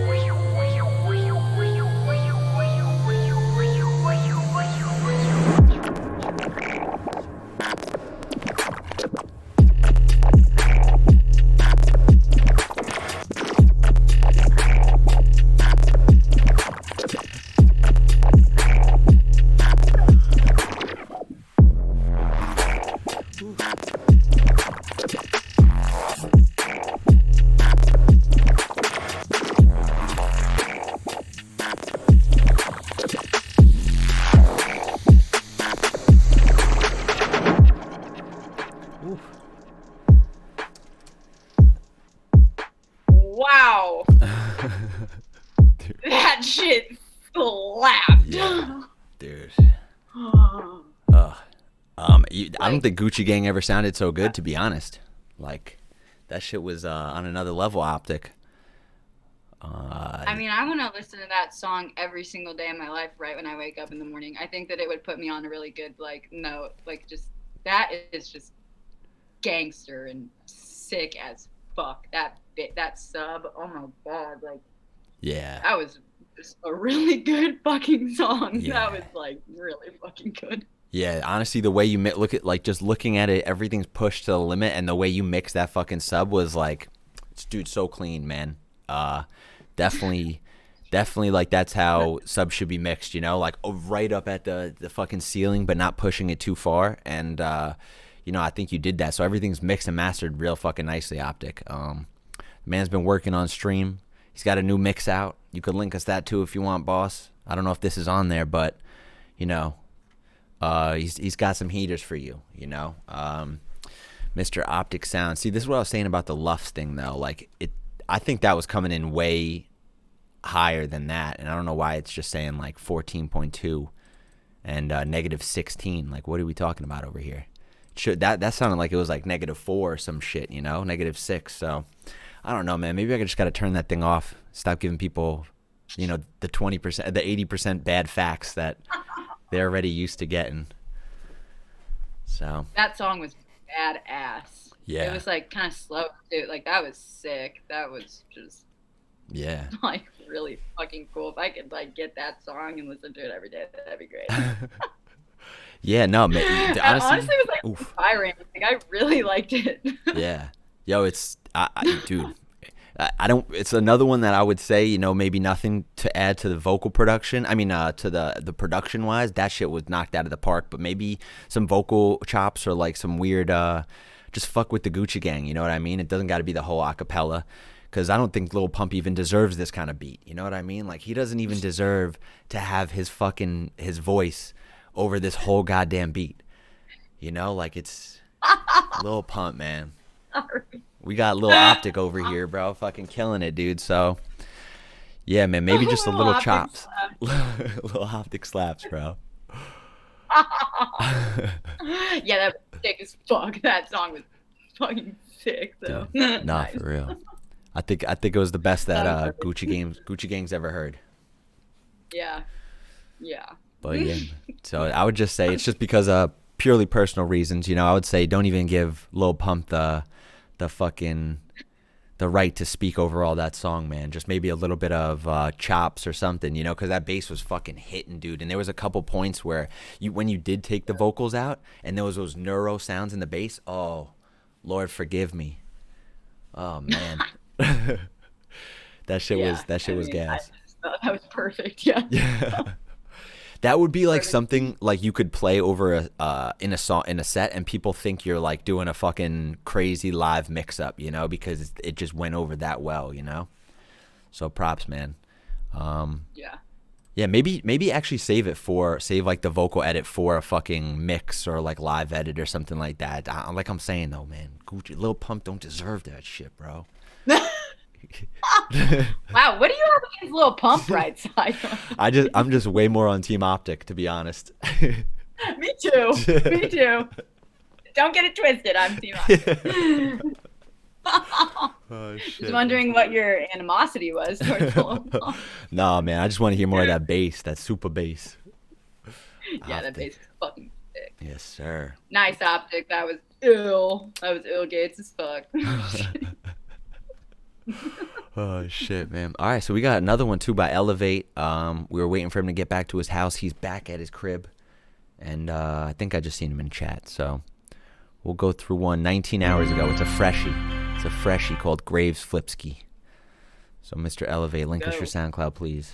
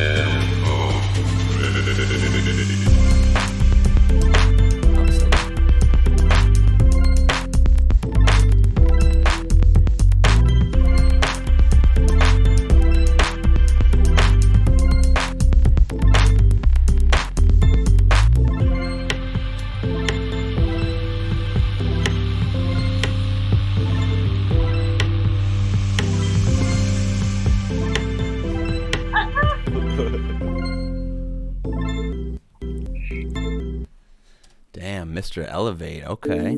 With the release track. So he actually gave us a fucking tune that was released 19 hours ago. It's gonna get the repost from me. But I did have, even though it's released, I did have one or two mental notes I did take about it. If in case you want to go back and fix it. But first and foremost, I just want to say he said that it was him on the guitar and vocals. So that's fucking dope, man. Elevate. Wow, that's really cool.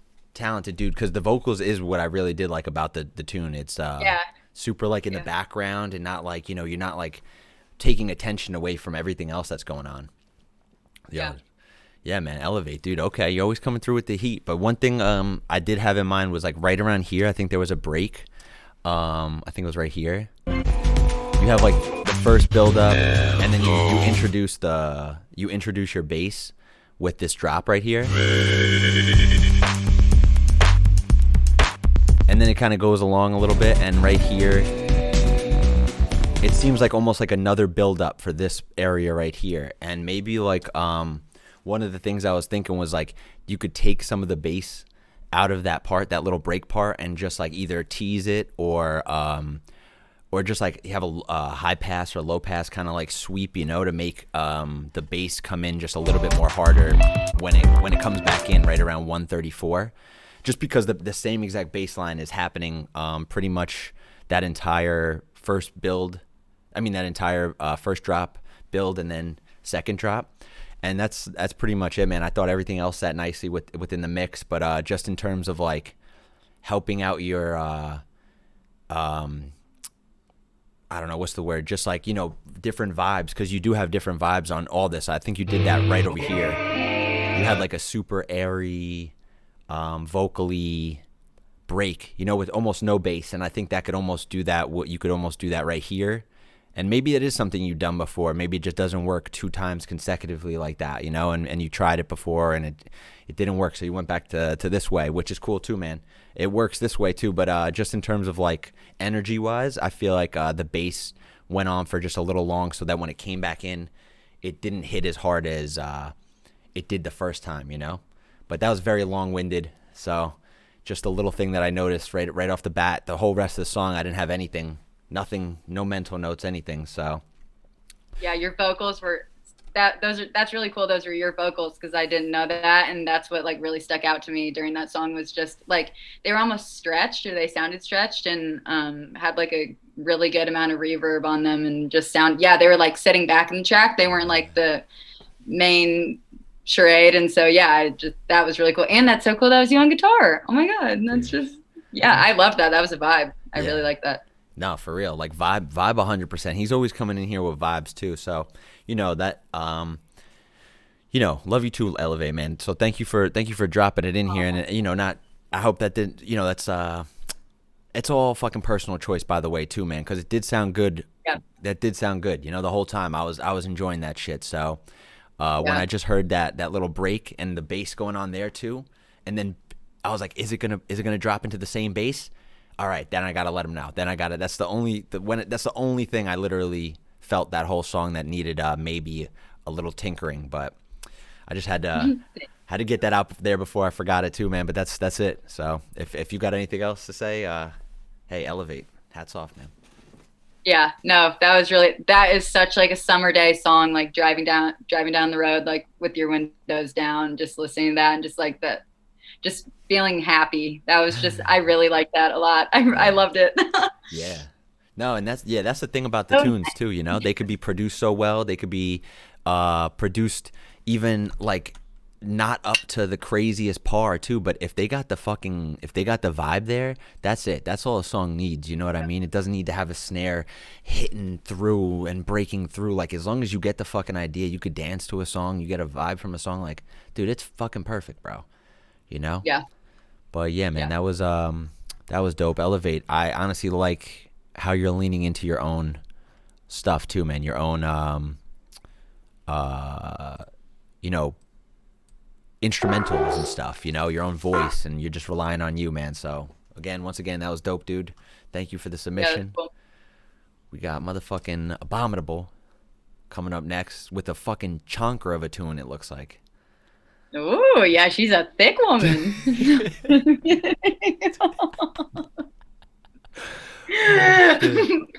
it, DJ. Let's go.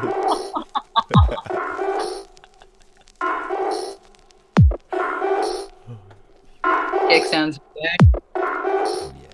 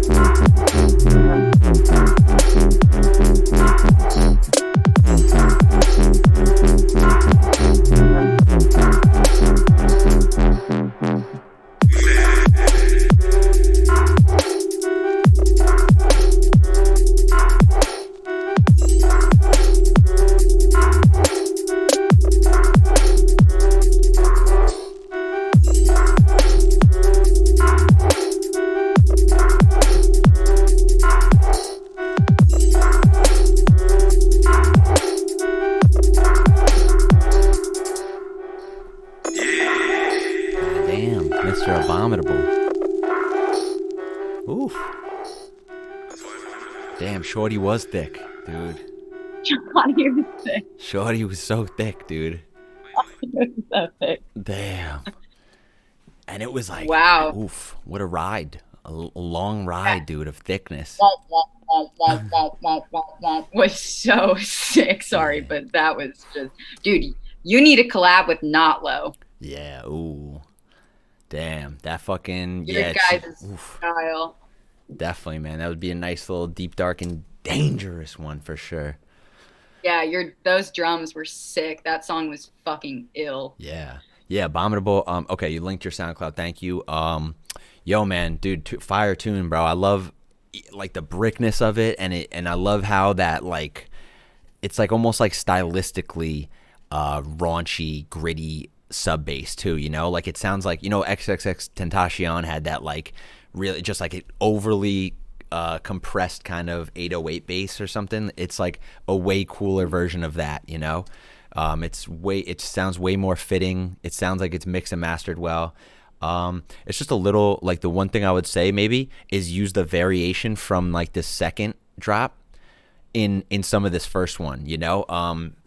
Maybe you could have taken a little bit of time off of the second drop and replaced some of the first drop with it, because it was kind of like this pattern right here for most of that first drop until like right there. But that's the second drop, I was expecting it to almost fall under the same thing, but it didn't at all. Like, honestly, the second drop had so many variations, like LFO changes, even fills, dude. I would say like there was a couple of these tom fills that you had in the second drop that just were like so fire, and I think would have went so well with just like ducking out a little bit of the bass and throwing it in that first drop too, just so that people know that, oh shit's about to change up in the second drop too, you know. Like, if you just keep them on their toes a little bit, I think you had a lot of variation in that second drop that maybe could have been you could sprinkle in that first drop too. But like right around here, I fucking love this little halftimey part. But yeah, I would say, you know, it just might be just a length thing, and that comes with this kind of music, like the deep, dark, and dangerous stuff. They're not, and dubby stuff, it's like not like they're trying to get out of one song and into another as quickly as possible. So it just might be the genre too. But you know, just in terms of like people replaying it, you know, even shortening it and keeping them wanting more, that will definitely do it. But yeah, that's a great song, man. Don't let any of that take away from the sound design, the mastering, the vibe of the tune was all fucking well. I didn't say anything about the drums, which were great. You know, everything smacked. Drums were. Yeah. The vocal, I don't know what it said. I think it kept saying the same thing, but it's like nani nani, and it was like transposed up, and that was sick. I really liked whatever it was saying, but I just liked how that sounded. Yeah. It was like it sounded like a little kid's voice with it being transposed, or maybe that's how it was. But that was sick. I like that vocal a lot. See, It was like nani. Yeah, no, for real. There was you know, it's like almost, it's leaving enough room for other vocals too. If you want like a acapella, or like the Gucci Gang shit that Optic just did, you know, like that would be that this song live would be begging for an acapella over it too. So man, you left just enough room for people to throw something over it, like an acapella or just some vocal sample or whatever you want. But tune in general, great one, man, great one, dude. Abominable so coming sick. through. Yes, sir. Yeah. And you know, not I didn't want to just come out of here and just be like, hey, maybe make it shorter. So I hope, you know, me getting right to the submission wasn't taken the wrong way. It's just because I have a bad memory. And if I would have gone off like being like, oh, this is sick, I would have forgot what I had to say, because the song was that cool that it doesn't even need that much work, you know.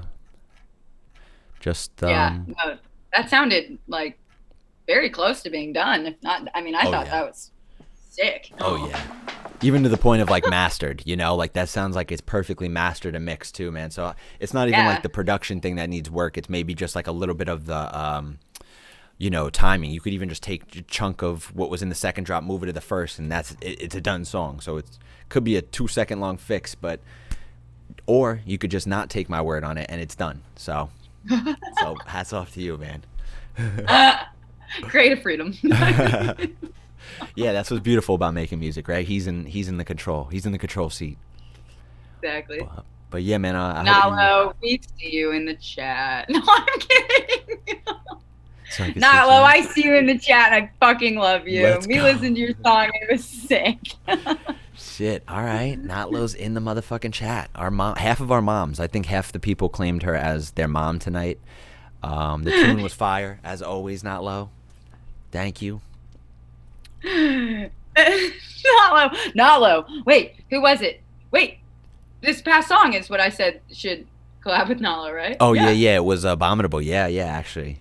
Definitely. You two need to collab. Nalo's in this bitch now. You guys should. That's true. Definitely collab. That's true. Your style. Yeah, Notlo, I know you're in the Discord because you're always dropping shit. Actually, you were like our first tune tonight that dropped something. So if you want, listen to our man Abominable over here. He just dropped a heater on us. And yeah, man, it was fire. I used to pop out babies when I thought I was straight. Oh, my God. Oh, my God. I used to pop out babies when I thought I was straight. I thought she was going to be like, yo, I'm going to pop out of here. So I read it out loud. I was about to say goodbye, but no. I had read it, and then I heard you were reading it out loud, and I was like, oh,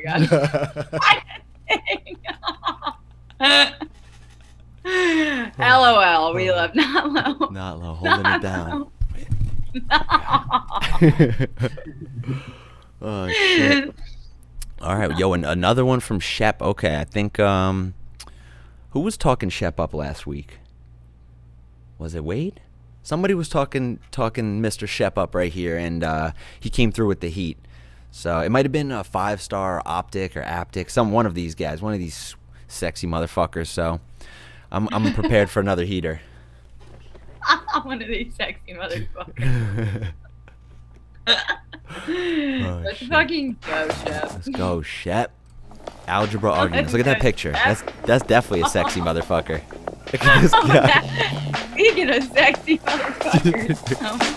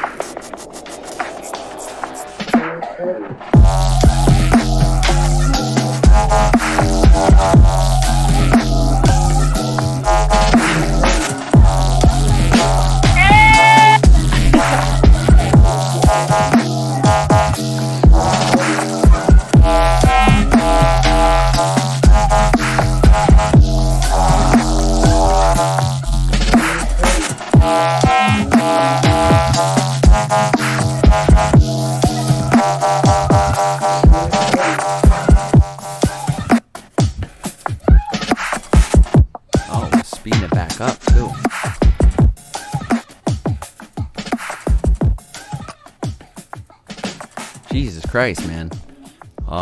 Shep, someone said this is his first song ever. Intense, bro. Yeah, that's ballsy with your first song ever. You're trying fucking tempo changes, halftime bangers. Like, dude, you're fucking going around town with this one. That was sick when that changed. Yeah, at the end, I was just so not expecting that. That was so ill. Yeah, dude. Will you replay that? Will you go back to like right before it? Here, I think it was.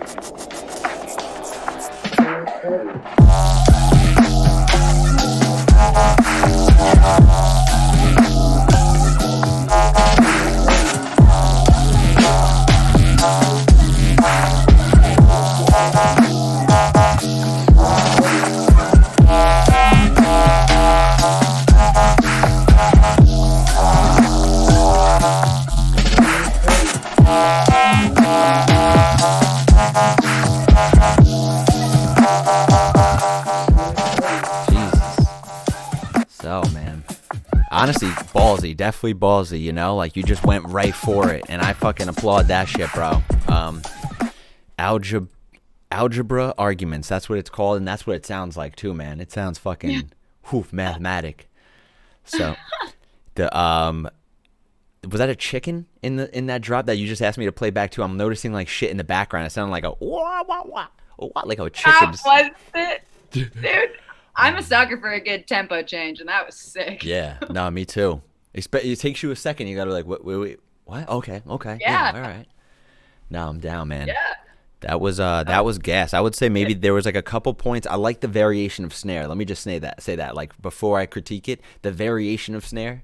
Hats off to that, because you know, for a tune that's someone who's so new into production, usually people just, you know, rely on the same 8-bar drums for like 2 minutes, 3 minutes, you know. So I like the variation. You use like 3 or 4 different snares. I would say just maybe let it cut through a little bit more, you know. It was not hard to hear, but it is a style that is like really kick drum and snare driven, and like having a nice hot high end is not always the move, but I think you could boost your upper frequencies up a little bit more, just so that or a different snare, like a trappier snare, because the fucking kicks were really nice. It hit right where it needed to. It took up just enough frequency, and the snare, I feel like there was 1 or 2 of the samples that weren't like hitting as hard as the other ones, you know. So maybe just like focus on pushing those up a little bit more, just so that you have a consistent snare the whole time.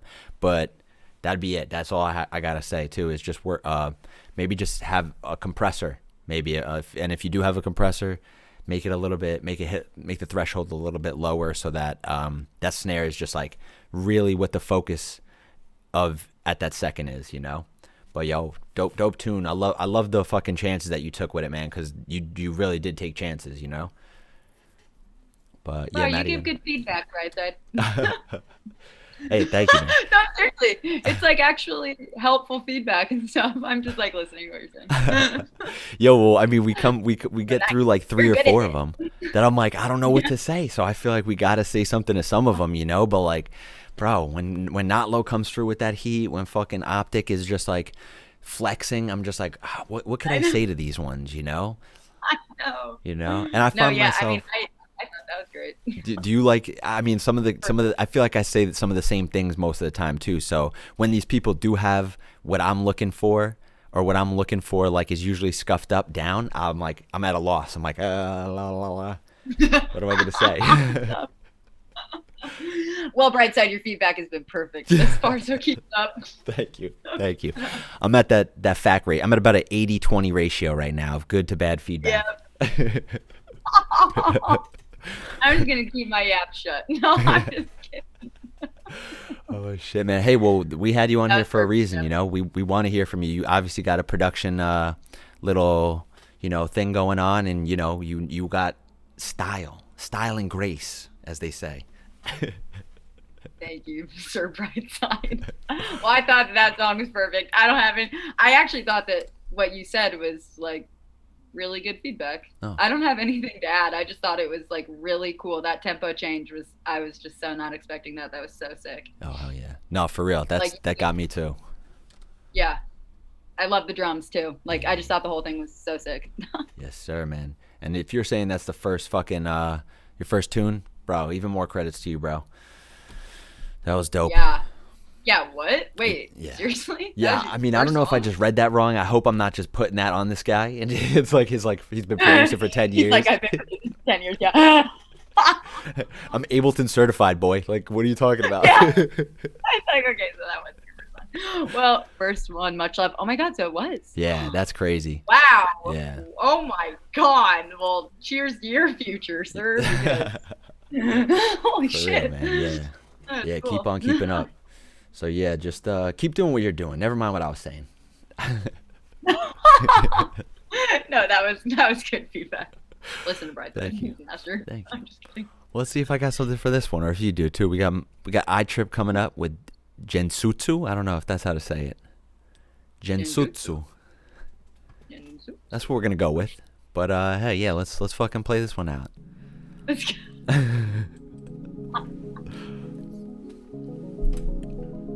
Let's go, I Trip.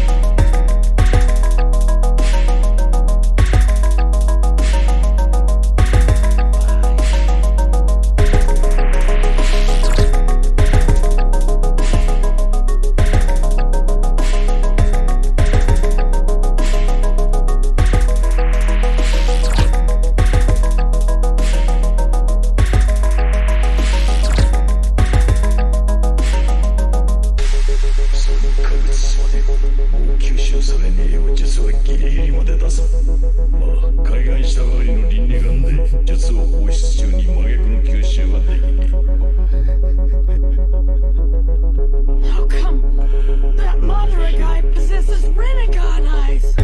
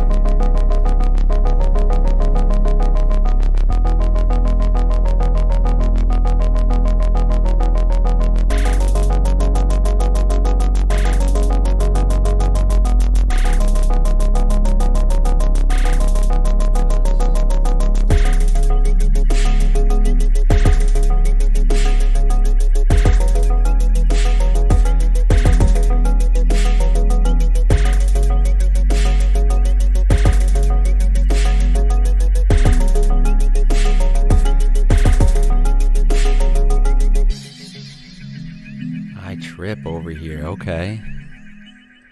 Let's go, my guy. Definitely vibes for sure. That was a nice fucking tune, man. That was nice. I like it wasn't right in your face, you know, and you did have that section though. If you want to you want a little bit more energy, it's like, hey, here's the energy, bro. But you want to say anything? You want to start us off? The second half was I actually, right when the song started, I thought the vibe was going to be like slightly similar the whole time, but I was like pleasantly really surprised with like the variations in the second half with like the sub and just everything. I'm a sucker for some good hi-hats and I love the sound of those hi-hats. Those are some music in my ears. And no, I like really liked that a lot. That was like really pretty, but also like dirty undertones. But I like really liked that a lot. Yeah. No, for real. It was perfect. Yeah, it was mixed nicely. It was like, look at the tune. It's just a brick for a tune that's like got vibes like that too. You don't expect it to be like such a you know, balls to the wall mastered thing.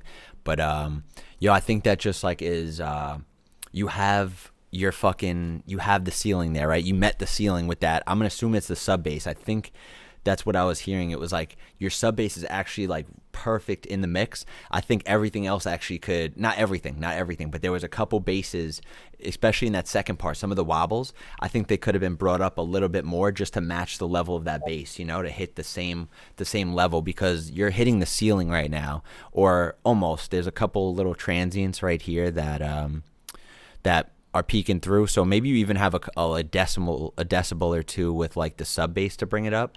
But everything should follow up with that too, man. Maybe like I would say maybe a 3 decibels. Just play around with that and see what that brings. I think it might bring out some of the wobbles a little bit more, because the sub bass it's at where it needs to be, the ceiling. But you know, it could, everything else now needs to be just as loud as that too. So most things were, honestly, the kick and the snare, everything was placed really nicely in there. But I just felt like some of the wobbles, like some of the wub in the second drop in particular, might have been able to boost up a little bit, just because of the sub was there. Everything's working around the sub pretty much. But that's that's just me too, man. So I like the style of the tune. If that's how if you want it to be like that, I like that the bass doesn't need to be fucking hitting you, punching you right in the dick the whole time, you know? It should be subtle in the background, you know? Yeah, don't punch us in the dick with your sub. No, I'm just kidding. No, I'm just kidding. Oh man. Dude, I don't know. Perfect. I'm seeing like a Smokestacks and Sky Suite up here too, bro. And I'm like, oh, Smokeland. Sorry, we already went through the Smokestacks. He caressed the dicks. It wasn't a punch, you know? That song was a nice. Thank you for caressing our dicks, Smokestack. No, I'm just kidding. Smokestacks really knows how to caress a dick. No, I'm just kidding. Excuse me!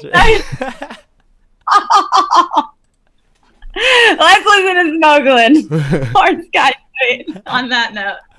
On the note of Smokestacks caressing our dicks. Caressing. Oh my god, dude. All right. Anyways. Well, hey, thanks for putting us in a dirty place, man. You like got us there. I liked it, honestly. The tune was great. Maybe just a couple of decibels, like I said, but at the same time, it didn't need it too. So the song was a brick. The vibe was there, and I really dug the production of it. Yeah. Yeah, Mr. I Trip. All right, we got phosphor visuals over here too, and then yeah, a couple of these fucking ones that are definitely gonna punch us in the dick. So let's get to them. Let's see. I can't wait for my dick to get punched. No, I'm kidding.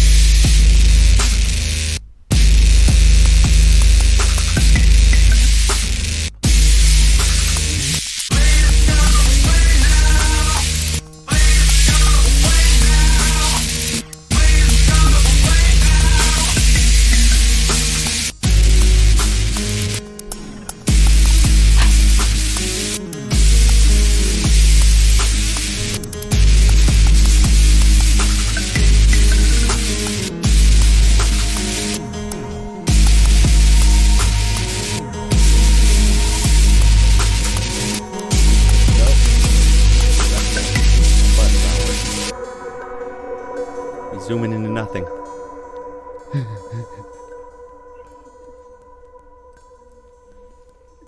Oh shit, okay. It was a quickie.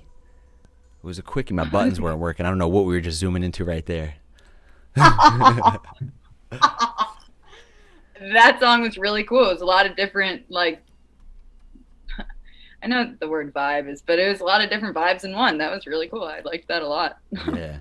Fucking Sketchy Pete over here calling him Trent Reznor over here. I definitely agree, especially hearing his other tunes. Tendril, you got to go check him out. Phosphor, he just started streaming his visual sets and his music stuff now too, man. So he's been on the grind. I'm pretty sure that was him singing too, man. You know, he's Wow, really? yeah, oh yeah, that's what he does. Those vocals were sick. Oh, that's fucking ill. Wow. Yeah. No, he's That song was cool. Like, that was man. real. I really liked that a lot. Yeah, Wow. I like the vocal effects that he uses, man. It's like really I don't even know what to call it. You know, it's like you beat them down almost, like to where they're like really like old beat up samples, and it just sounds really good in the way you sing, you know. I like your voice with it too. But yeah, man, I would say it's Oh, I can't believe that's his voice. Oh my god. Oh yeah. Like, oh yeah, the man's got EPs out. He's got like I think he does mostly like, what do you call that? Concept art, you know, like where conceptual pieces, you know, where it's like they all blend into each other and everything like that. So it's like journeys, long journeys, man. The vocals I think just really fit so well on top of all this stuff, you know, and gives you a sense of uniqueness almost too, you know. yeah, that was really unique. Yeah, and I saw someone put, yeah, it was like a metal vibe. That was just really unique and different and cool. Oh, yeah. No, Yeah. for real, man. Nice. I would. You said it's unmixed or unmastered. Maybe I would say maybe the same kind of thing that I said for iTrip, where like your sub is hitting where it needs to be. You could work everything else a couple more decibels higher, like your vocal. I mean, your vocals actually they're kind of nice, just sprinkled in there, almost in the background, you know. Yeah, I But like that. How that yeah, sounds. no, they were gassed too. So maybe just like work around what you have with the sub. The sub is like hitting some of these things, the ceiling in the right places, and maybe just like if you notice where your sub is hitting, lift up all the other things a couple other decibels. But yeah, it's an unmastered tune, so that's gonna happen. You know what I mean? Like it's not even being heard the way it should be, or unmixed too. So man, that would just be the one thing I would say is like try to work around the sub, because the sub's hitting real nicely, and if you could fit some of those other elements around that, it'd be done. It'd be done for. I like how short it is too, man. It was a nice little teaser. Me too. Yeah. Yeah, I liked how short it was too. It's like perfect. It was Yeah. that was cool. Is it an intro or an outro to a fucking EP or something? Because honestly, it would fit that vibe perfectly. But I do just because it's how short it is. That's why I asked. But I do fuck with it either way, man. Okay, we got a couple more of these bad boys over here. Mr. Undefined over here. These bad boys. Oh shit. I had something in my head. I kept it to myself. It's getting late for you, huh? Yeah. My brain's starting to turn off. No, I seriously, I start turning off once the clock strikes a certain time. Dude, that's what Yeah, our dicks are ready. Well, all right, let's go. We got the young bass Cinderella out here. Clock's about to strike 10:30. Let's get to it. Let's get to it. No, I'm on adrenaline right now.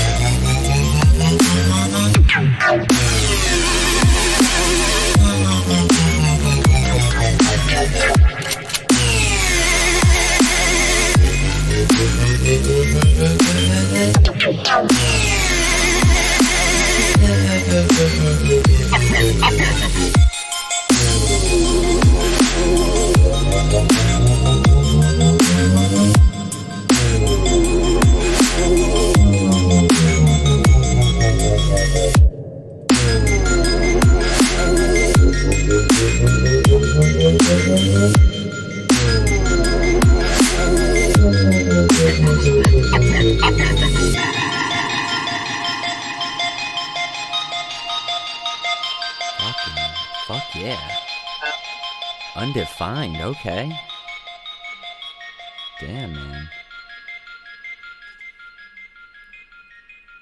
Yeah, that was honestly the length of that was perfect. Dude, that was gas in general, man. And there was so many like switch ups of that bass. You know, it didn't get boring. You didn't use the same synths over and over, man. You were fucking, oof. That was a good one, man. That was a good one. Matt, you want to jump in That on a this? loud sound system Oh, yeah. would just be, I can just like hear that on a system and a half. That was really cool. That is just something that like a lot of people need to hear at once, really, really loud. That, yeah. Yeah. Know what I'm saying? No, for real, dude. That was real good, man. I don't even have any. That was just really good and cool. Yeah. Yeah, I like the intro, the fucking arps over there too, man. Like everything fit fucking real nicely, man. I don't know what these. I love the drums too, man. Those were they fit so well in the mix. So yeah, I don't have anything to say about those or anything. It's the fucking bass Sounded good. Oof, yeah. It changed up like so many different times. Like there was that one like wet bass that like bo bo bo kind of like, and it just like. Oof, it really hit you when you needed it too, man. So, yo, Undefined, I think that might be one that I don't really have much to say on that one, you know? It's like, it's that good. Just looking at it, maybe the mix down, it could be, you know, there's a couple transients over here that I'm thinking are, seems like the snare. I could be wrong, though, just based off looking at it, it looks like the snare. And, you know, just what I was saying with everyone else is like, you have that ceiling right there. Bump up everything else a couple decibels now that you know that that's where the headroom is, and the fucking tune is done. You know what I mean? It's literally not even a matter of like a mixing down or anything. It's like just maybe just see where the transients are, fix those a little bit, and it'll help out in the master in the long run anyway. So I'm looking forward to hear the fucking the ending wherever you end up with this one. It looks like it was a work in progress from 9/16, which is what. Yesterday? Today? Like, so, yo, fire. Wow. Yeah, collectively, the mix sounded really clean, like just through. And I'm not even getting the entire, like, probably what you're hearing, and it sounded really, really good. Yeah. I think the way Zoom sends it is, like, through mono, too. So if there was any panning or anything, like, you wouldn't have caught that. And it honestly, it sounded really good, you know? So that's just me being, everything's got to be a brick, you know, just because you know how. If you play out songs live, most of the time they're going to be the brick songs anyway. So you don't want to like transition to a song that's a little bit less louder than it could be, especially because this song deserves to be heard as loud as fucking possible, you know? Yeah. Yeah, no, hell yeah, Undefined. I hope you linked this your SoundCloud. Yeah, that was sick. Wow, that was just like, sounded like really professional, really fucking sick song. Damn. We need to hear that one live, buddy. Yeah, for real. And especially if that's a work in progress just from today, dude. Great stuff, man. Great stuff. Yeah. Okay, let's get through a couple more of these before we put you to bed, Maddie. We'll get through as quick as possible because I don't think Sky Sweet's going to be over here having me talk about fucking same thing with Smokeland. I don't think there's going to be anything that I need to say. Look at that fucking waveform. Yeah, okay. We're just going to skip it. Ready here? I'm excited about these. Oh, we heard it. There it is. And I don't got to say anything. Oh, haters. Inspector and Sky Sweet. Oh, cool. I like Inspector too. That's sick. Nice. Yes, sir. Okay. So, yeah, there's definitely almost guaranteed to be nothing said about these two, but let's listen to them because they're fucking awesome people. Both beat and greet veterans too, man. So these two cool. guys, let's see. Actually, there's 4 guys 8 collectively. guys. That's a lot of penises to punch. Oh my god. You got a whole lot of penises. Sorry.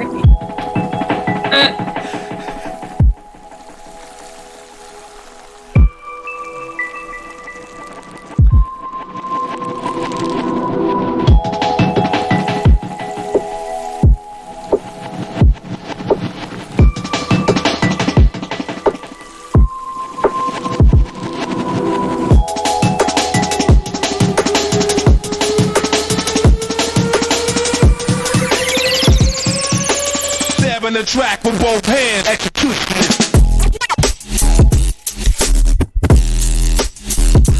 Yep. Fat switch make criminals act bit.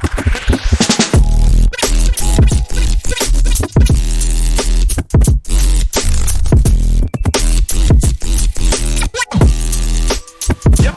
Y'all know the name. Man, I'm a asses without practice.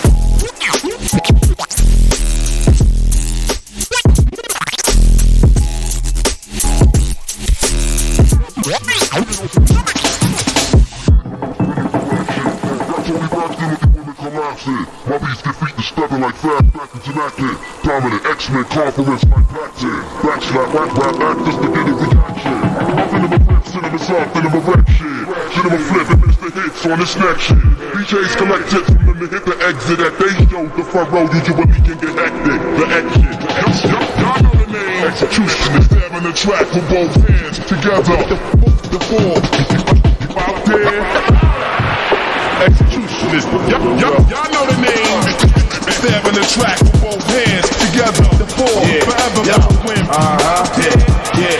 Check it. Stabbing the track with both hands. Executionist. Jesus. You're lucky you gave us a warning too and said there's no drop. I'm sorry, because I definitely would have been like fake head bombing I would have about to just like as soon as that hit, I was going for it, but you let me know. So instead, that deserves a punch in the dick, man. You gotta fucking get to second drop, bro. Come on, you can't leave us like that. Come on. Those Dude. drums were perfect. Yo. That was sick. Yeah, man. That's and it would sound like a tipper esque, you know what I mean? Like it's not even just like tip, it's like a bunch of other styles too with that crazy weird scratching laser kind of sound, you know?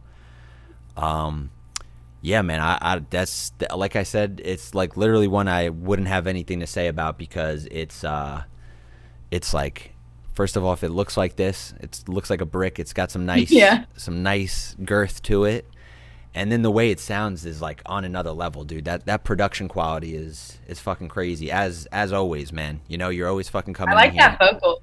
Which one was that? that? Vocal in the middle. Oh, that yeah. in like the. It's like when you end off on too, right? It technically wasn't the middle, yeah, because it was like towards the end, but like anticipating the second drop, like that.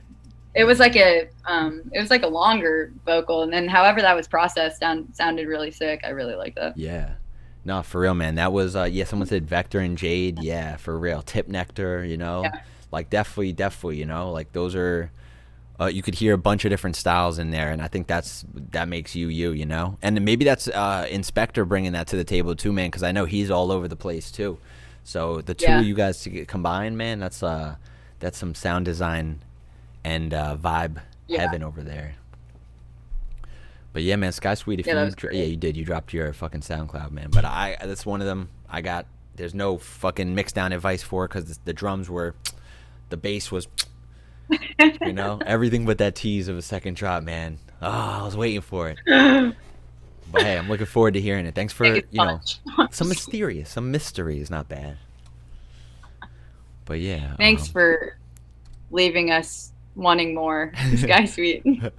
Typical man, huh? Typical fucking man. Yeah, typical human. No, I'm just kidding.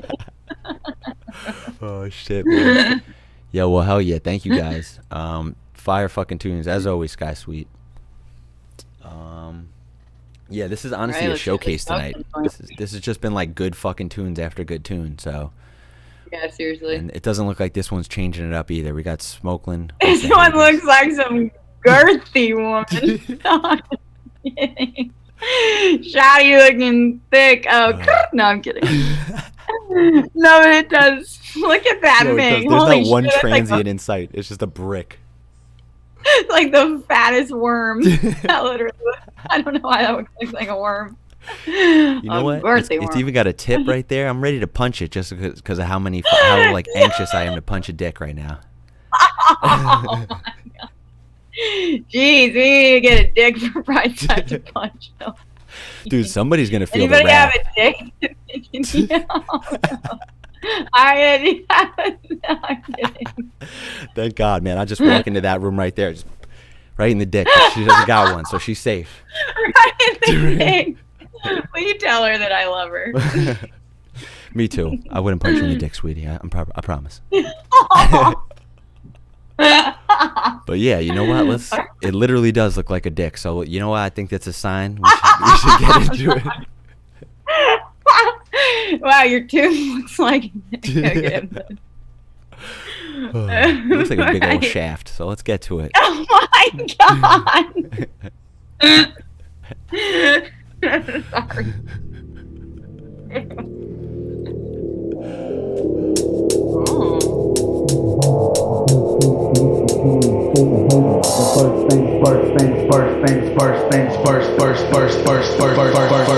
First things first, the song is for the hater, the shit talker. Fake ones trying to play us. You don't phase us and can't manipulate us. Our style flavor won't break and never fade. First things first, the song is for the hater, the shit talker. Fake ones trying to play us. You don't phase us and can't manipulate us. Our style flavor won't break and never favor. First things first, the song is for the hater. The first things first, the song is for the hater. First things first, the song is for the hater.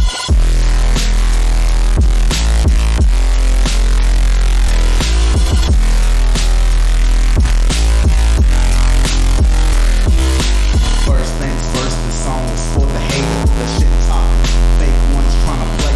You don't phase us and can't manipulate us. Our style flavor won't break and never fade. First things first, the song is for the hater, the shit talker. Fake ones trying to play us. You don't phase us and can't manipulate us. Our style flavor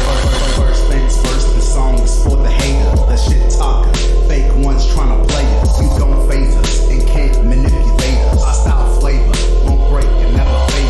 First things first, the song is for the hater, the shit talker. Fake ones trying to play us. You don't phase us and can't manipulate us. Our style flavor won't break and never fade. First things first, the song is for the hater. The first things first, the song is for the hater. First things first, the song is for the hater.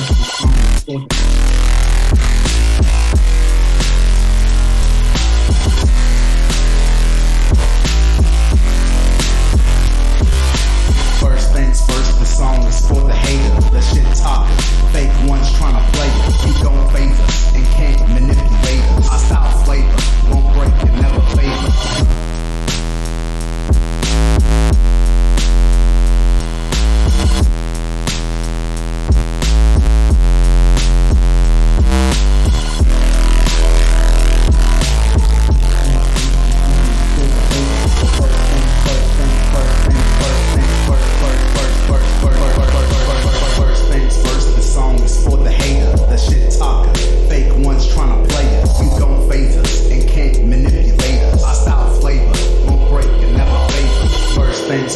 song is for the haters, the shit talker.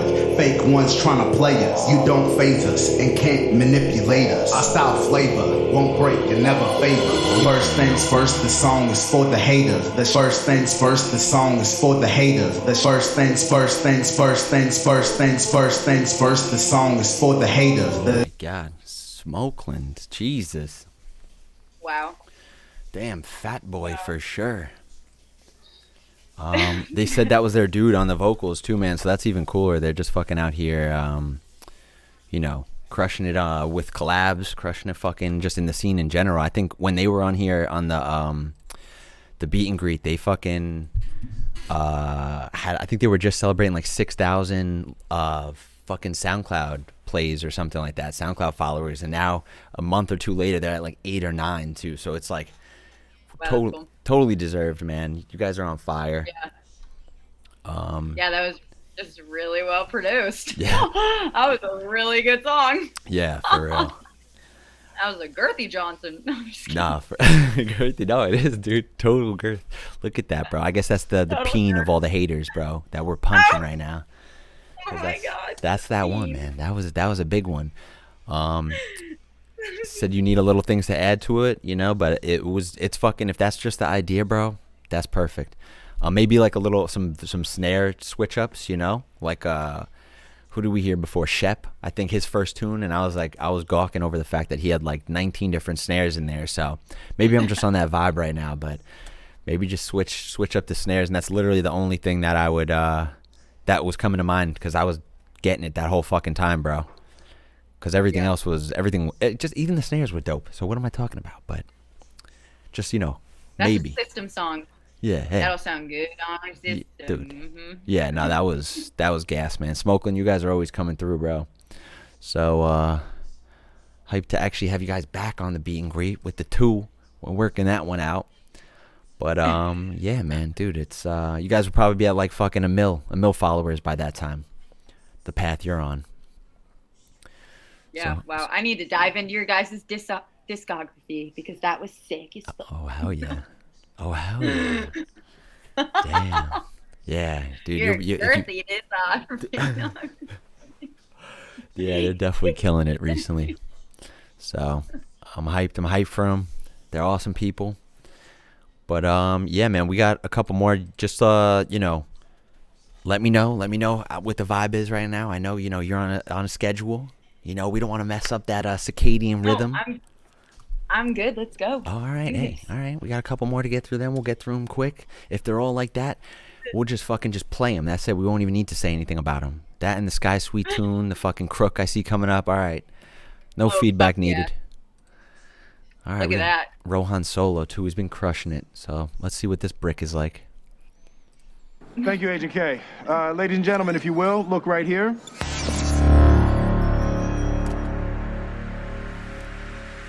Yes.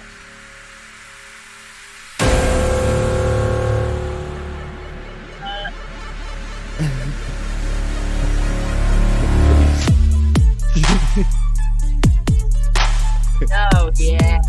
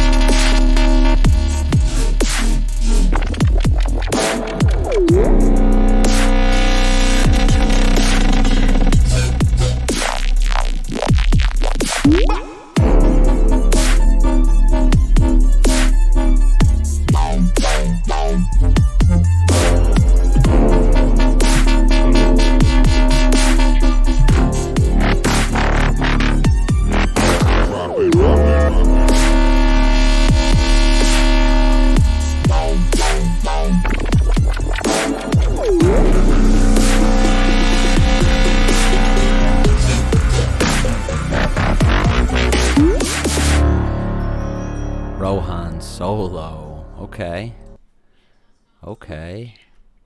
Big one. It says down-tempo deep dubs too, man.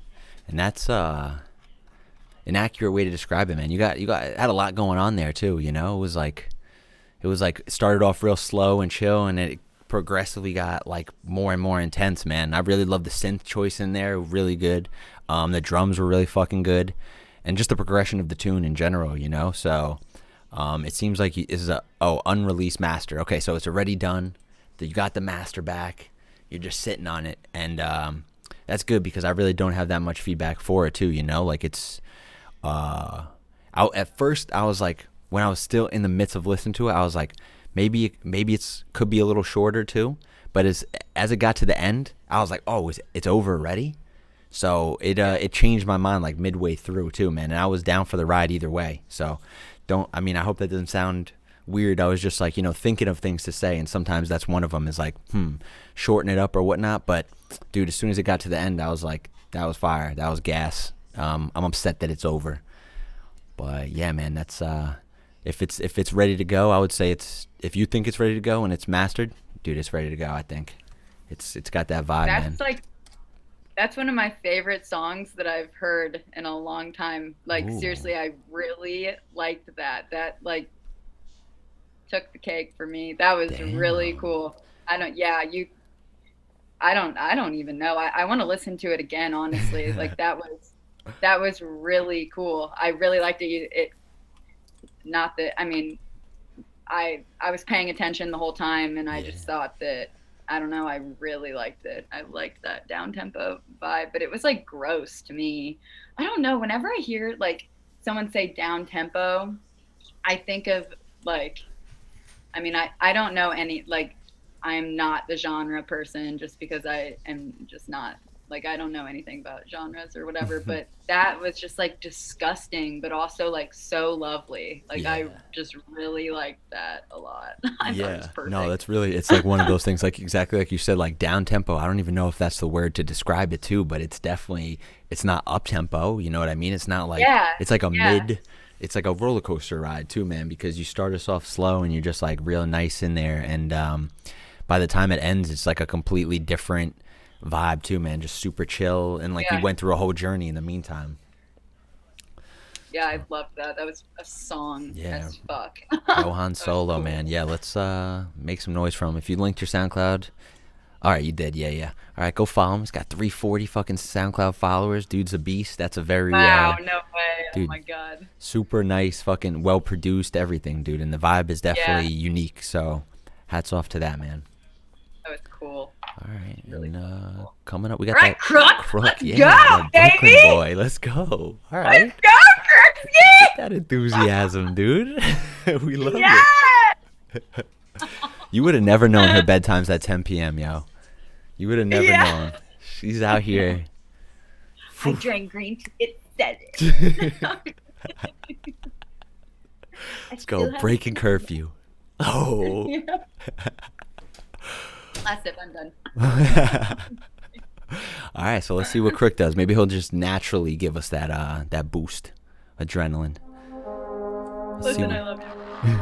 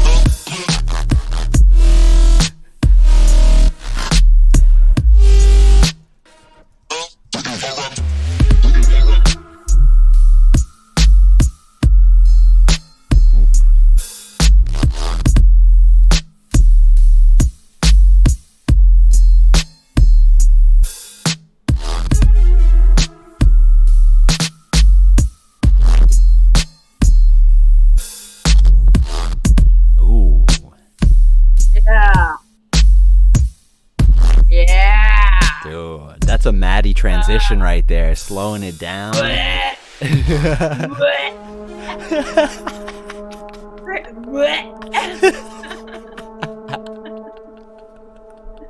Regurgitation station. Crook is criminally underrated. Yeah. No, for real, man. Especially, dude, he's been coming through with like sound design, like the Deep Dark and Dangerous. I keep dropping that, but they're just like a reference that I feel a lot of people, or just like people would just get that, you know, that reference.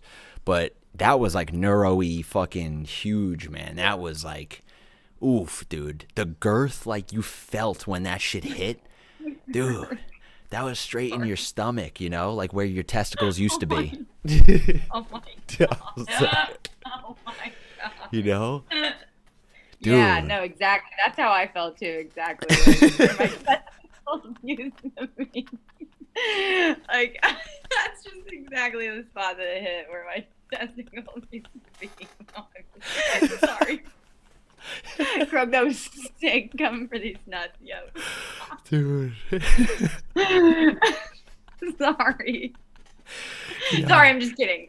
No, yo, you don't gotta be kidding, because I feel that 100%. That was, dude, that was girthy as fuck, man. Huge tune. Like, Crook is so sick.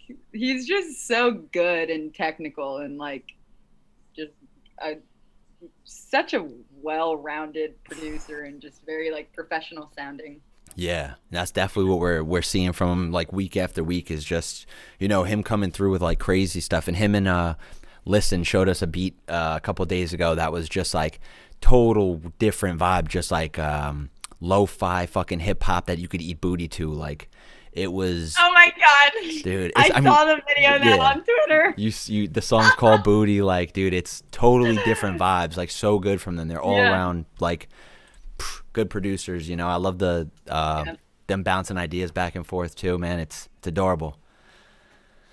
But there's like bread and butter. Bread and butter. Let's go, Crooked. Listen, I love you guys. I love you guys. I do though. For real. They make a good team, man. Team. And this dude and Solo, your work is fucking amazing too, man. This speaks volumes, you know. And it says a work in progress from 9/15. So if 9/16 today, that's yesterday, and that's crazy. Stop. That's crazy. Wow, that's crazy. I can still feel that in my nuts.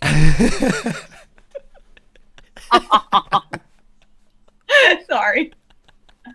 Oh god, I can just still feel that in my nuts. So that's good. No, I'm just kidding. So that's healthy. Oh my god, bro. Jesus. Well, Crook, yo, thank you, man. You fucking out here, you know, doing dirty things to us, man. I love that use of silence, dude. That use of silence. It's when you really start to think about everything that's happening. You're taking it in like, should I be uncomfortable right now? And you're like, no, okay, let it happen. It's natural. It's just, you know, like, it's consensual. God. So thank you for taking us on that ride. That felt good. Way to go. Shit, okay. Okay. On that note, we're gonna try to get through the last 2 or 3 of these, and then fucking let you go and recoup, you know, let your balls recover, whatever you gotta do. Alright, let's go. Who's this? Vieira. I don't know, we never had one from Vieira before, but let's go. Looks like a brick. Like a dick? I'm just kidding.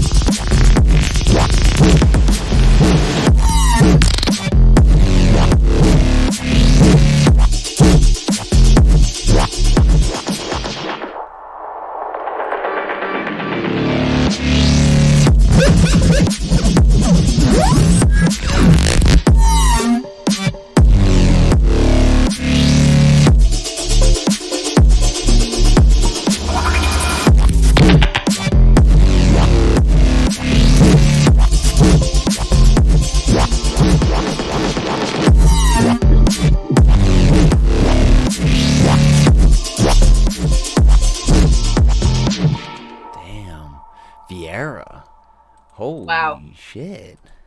That was the song. Yeah, man. Wow, what the fuck? That was like Really cool. Yeah. a flex, bro. You just flexed all over us. Yeah. Dude. You just made Brightside's dick hard. No, I'm kidding. No, I'm just kidding. Bro, like tickled some sort of fancy and my jiggly bits tickled him, bro. Jesus Christ. I was like, where do we go with this? Like, do we go to the jacuzzi? Do we go to the fucking the hot box? And then you hit us with that bass. I'm like, all right, you know where we gotta go. We gotta go fucking Studio. underground bunker over here, bro. Dude, the hot box in the beginning, bro. Yeah. That I like, dude. The intro compared to the fucking the drop, awesome, bro. Awesome. Yeah, my green screen fucks up sometimes. I was giving him a high five. High five, man. I'm just kidding. Good job, guys. No. That's good. No, seriously, wow. I'm like, yo, like, there's nothing to say like for feedback on that, because I was just in a league of its own, you know, like it's just, yeah, that's gonna flex on any fucking producer you bring that to. Seriously. Like, dead ass, like, everyone's gonna be either blown away by the sound design, the fucking drums go real well in there, the vibe's awesome, it switches up like from the intro to that outro, I mean the intro to the drop, and the style was like completely unique to yourself. I feel like that, most importantly too, you know, it's like I've been coming out of here and like someone said, I hope people don't get offended by the comparisons, and I hope so too, but it's just sometimes by reference I just mention other artists, and that's someone that I can't even think of that sounds like that, you know, so hats off to you. That's tough to do in this day and age. Yeah, that was really cool. Yeah, That was man. unreal. Called Sunflower too, like you literally don't know what you're getting in for. Yeah. Love the name. Sorry, love the name. For real, man. Yo, Vieira, I look It should forward to be hearing called- much more, man. From New York too. Let's go. Let's go. Let's go, baby. Let's go. Yes. Yeah, for New Year. No, I'm kidding. No, I'm kidding. I love it. Hudson Valley, baby. Let's go. Yeah. Hudson Valley. Okay. All right. So we got 3 more if you're down with that. I thought this was this might be Sketchy Pete. I think he's the one who put this in here. Yeah, Sketchy Pete put this, but it doesn't have his name, so let's see what's good. It's called the Persuasion Bootleg. Zed's Dead. Oh. Oh. Okay. Okay, all right. Okay, Sketchy Pete. Sketchy Pete. Dog you. Real Sketchy Pete.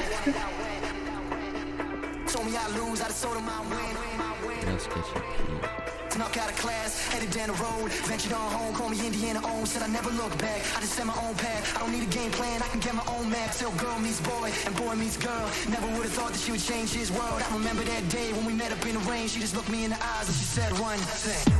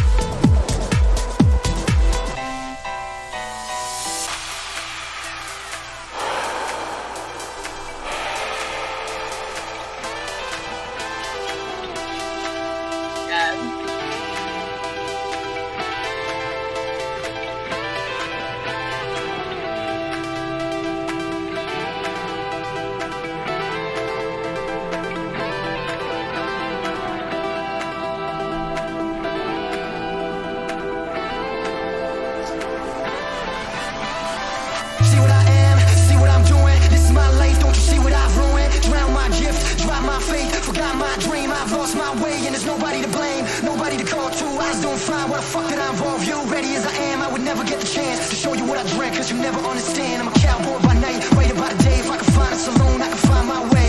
Earn my living with my outlaw winnings. I can spend it all with me, but I just can't stay now. Everything's gone, everything's lost. Promise to God I paid my cost. Never would have thought that she'd ever let us go, but she missing in my heart. I can feel it in my soul.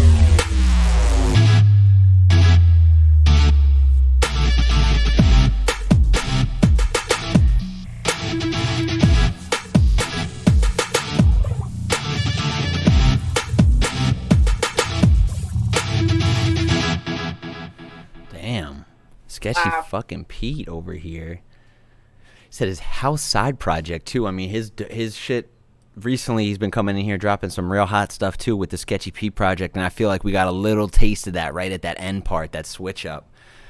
Yeah, man, I would say like that the whole song was dope. Let me just say that. The Zed's Dead and house music, I didn't know I needed that collab. I saw someone say that. I'm gonna steal that comment. I didn't know I needed that collab. Sorry. But it was dope, man, and I love that last part. I think maybe you should keep up that groove of the last part, like just so that people have, like there was maybe a bar or two that you didn't add the snare in, and it was like right in the middle of like starting to vibe out to that last part too, man. So maybe just keep that same snare going like you would on any other drop, and just keep that energy just for the last couple seconds of the tune, because I was fucking going hard there too. I really liked that last part, and there was just some that there like wasn't that snare to like fall into, So I would just say if you took them out, put those like 2 or 3 extra snares back in, and the song's ready, man. Maybe it could use a little bit of a mix down. It seems like it's not mastered though, so that's a whole nother ball game, That's good feedback. Because I really liked that last part, and once it did get like dirty like that, that was a dance tune too at the beginning. Like in my head, I was like, I wish I knew how to shuffle. I'd totally get up right now and start shuffling. I was like, probably fall and slip and hurt my dick or something. It's just the theme of this episode, man. Just watch out, man. And whatever you do, just protect your D. All right, guys, it's rough out there. No, but that was really cool. But yeah, extending that last part would be that was good. Yeah. That was some good feedback, Brightside. Well, thank you. Thank you for affirming that. Thank you.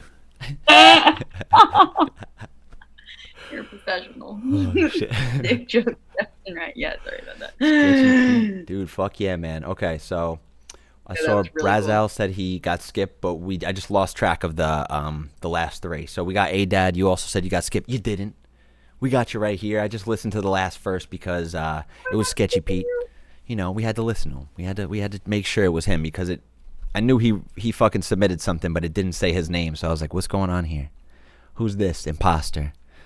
But nice to know a little something more about you, Mr. Sketchy Pete. You got a fucking a side project that's house. That's awesome, man. I would love to shuffle too. Really cool. Yeah. You just inspired me to learn how to shuffle. Next thing you know, I'm going to be front row at your show shuffling. Let's go, bro. We're going to hold you to that too. Yeah, okay. Let's do this thing. Go. Let's all learn how to shuffle. Everybody in this, let's all learn how to shuffle. We're all going to do it now. To a Maddie song now. That's what we're going to do. Break it out for. Yeah. I'm sorry. Dude, I'm not going to lie. I could shuffle, but it's been a while. It's been a long time. You can't. Do it now. Turn on the Sketchy Pete song. Nah, it's been too Do long. it now. I'm not just gonna do a cold. Don't try. I gotta warm up my ankles. Is there room in your studio? Nah. Shuffle. I don't know, man. That looks so bad. You can shuffle. Shuffle on the decks. No, I'm just kidding. Okay. Just gotta take my word for it. I promise, guys. I promise. There's a video or two somewhere out there. Whatever you say, Brightside. Sure, you know how to shuffle. Oh man. All right. I need some feedback on my never shuffling know. game now. Someone's got to critique me. I'll critique you on your shuffling. No, I'm just kidding. Oh shit. Well, hey, maybe next time. Maybe next time. Maybe next time. Maybe. We'll have a shuffle Maybe. off. Maybe not. No, I'm kidding. We'll save it for the indie then. We'll save it for the mousetrap. Yeah. Oh my god. Shuffle off at the mousetrap. That'd be great. With my whole family. Let's go. Mom Pritch gonna break it down. Family, yeah. I better be invited. You Listen, are always invited. Definitely. Dude, come on. You're definitely gonna be one of the shufflers too. I feel like. Wait, Lisa really knows how to shuffle. Actually, I forgot. I don't know why. I was gonna say she seems like she knows how to shuffle. Oh yeah, no, that girl can dance. That girl can move her feet. Lisa can move her feet. Okay. That's the next song that they submit, bro. Oh man. All right, who we got next, baby? Let's go. I think. How do you say that? I want to say Brazil, but it's probably not right. Brazil. Yeah, no, that's give me some. Give me some of that. Let's go. Let's see what we got. You gotta just go for it. Don't think about who that girl, what came before. You just gotta bend your knees and jump.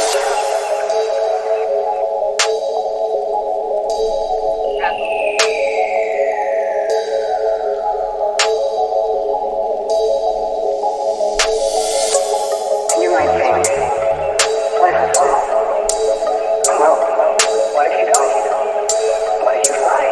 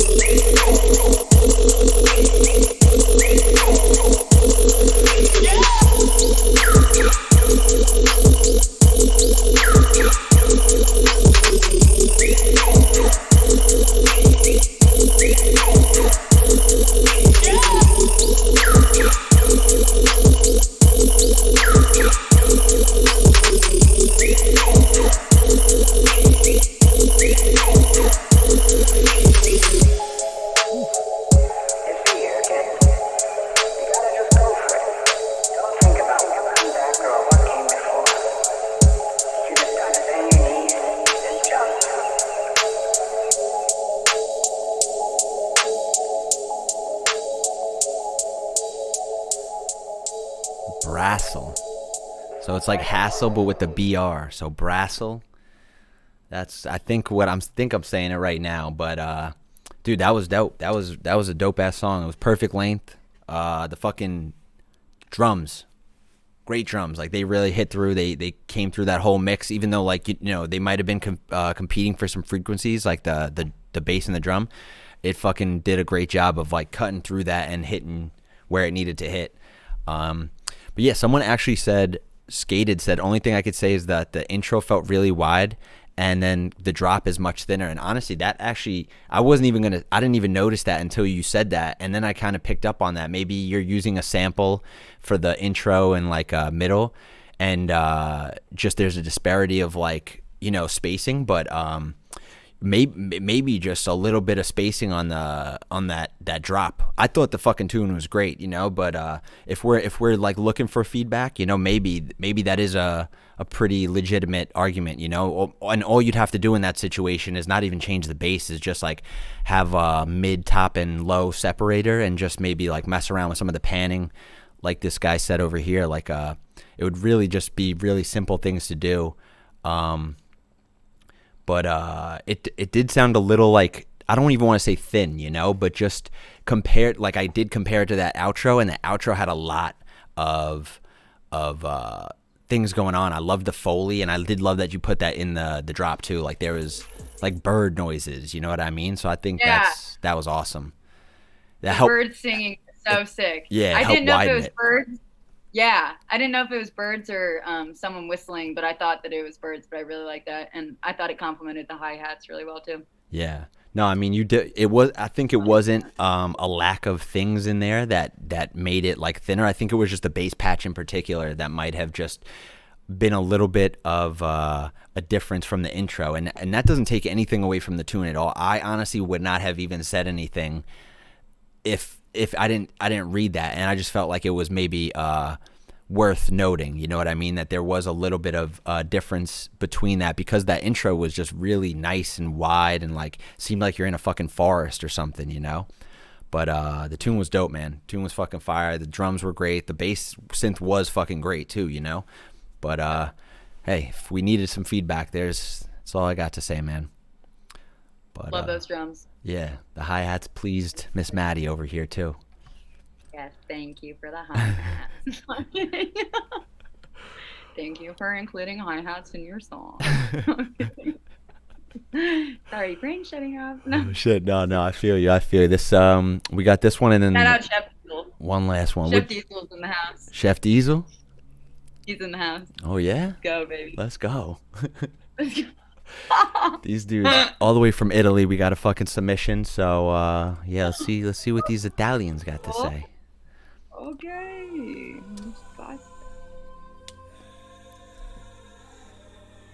Oh, unlocking the secret of the universe.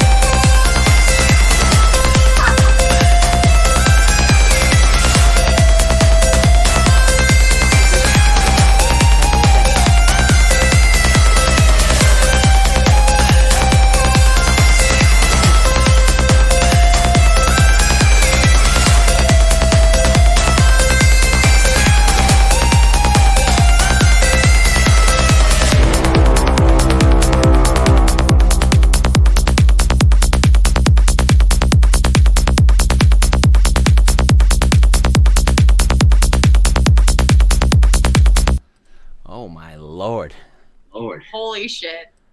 Fucking dope one over here. Got fucking Maddie over here jumping up, doing fucking workouts at 11 o'clock, dude. Holy shit. This girl. Seriously, I was like, dumbbells. Where are my dumbbells? No, I'm kidding. No, first of all, that was very like worldly. Yeah. Really cool. I could hear that like at a big festival. Like I felt like I was like in Jungle 51 at Okeechobee or like I don't know. That was really cool. I loved it. It made me want to work out. It jacked me up. Yo, and it did. And you worked out, bro. So, yo, that's crazy. But I think you were the first one to fucking hit. I actually should have got us in the gym. I don't know why I didn't. Like, we have that gym overlay for we thought we were going to be using it a lot more, and you're the first person to break it out, dude. Jesus. I don't even have it, like, loaded up or anything, just because nobody's over here busting out moves like that.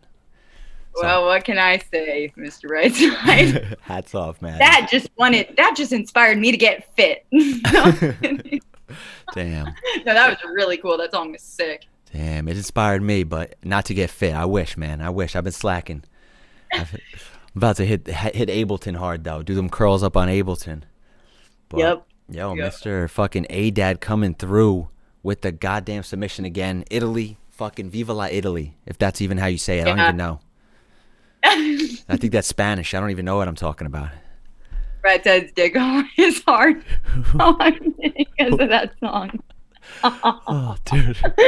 Sorry. Dude, A-Dad, man. They do it to me, though. I'm not going to lie. They do it to me. Them, and they come through with trance. They come through with some things like this. I'm hyped, bro. I'm not going to stand up in front of the class right now. No way. Oh shit, man. So we got one more to bring us home, dude. I don't know. We got 1 minute and 48 right here. It's called Walker Hill Dope Throttle. If this is what you want to get into, and then we can fucking let you sleep like a baby probably, because you just busted out some cardio and everything. Yeah, I'm tired, man. That was a workout. All right. I like the intro of the song that was just playing. Oh, wait. Who is this by? Yo, okay, wait, never mind. This is actually who I wanted to do. It was Master. I didn't know who was talking in chat real quick. Skip mine. Master plus Gray collab. Okay. Let's fucking go.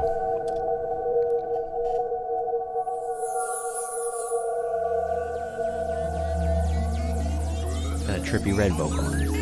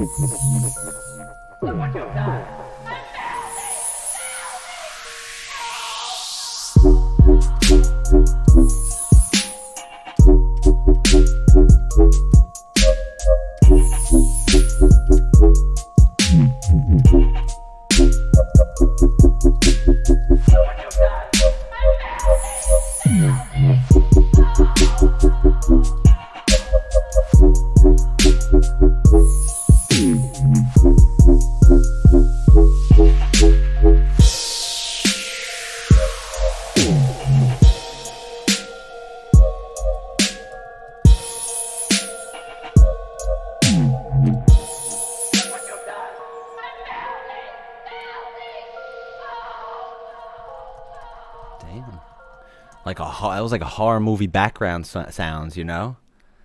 Mm-hmm. It was like fucking freaky, some fucking screaming, some yelling.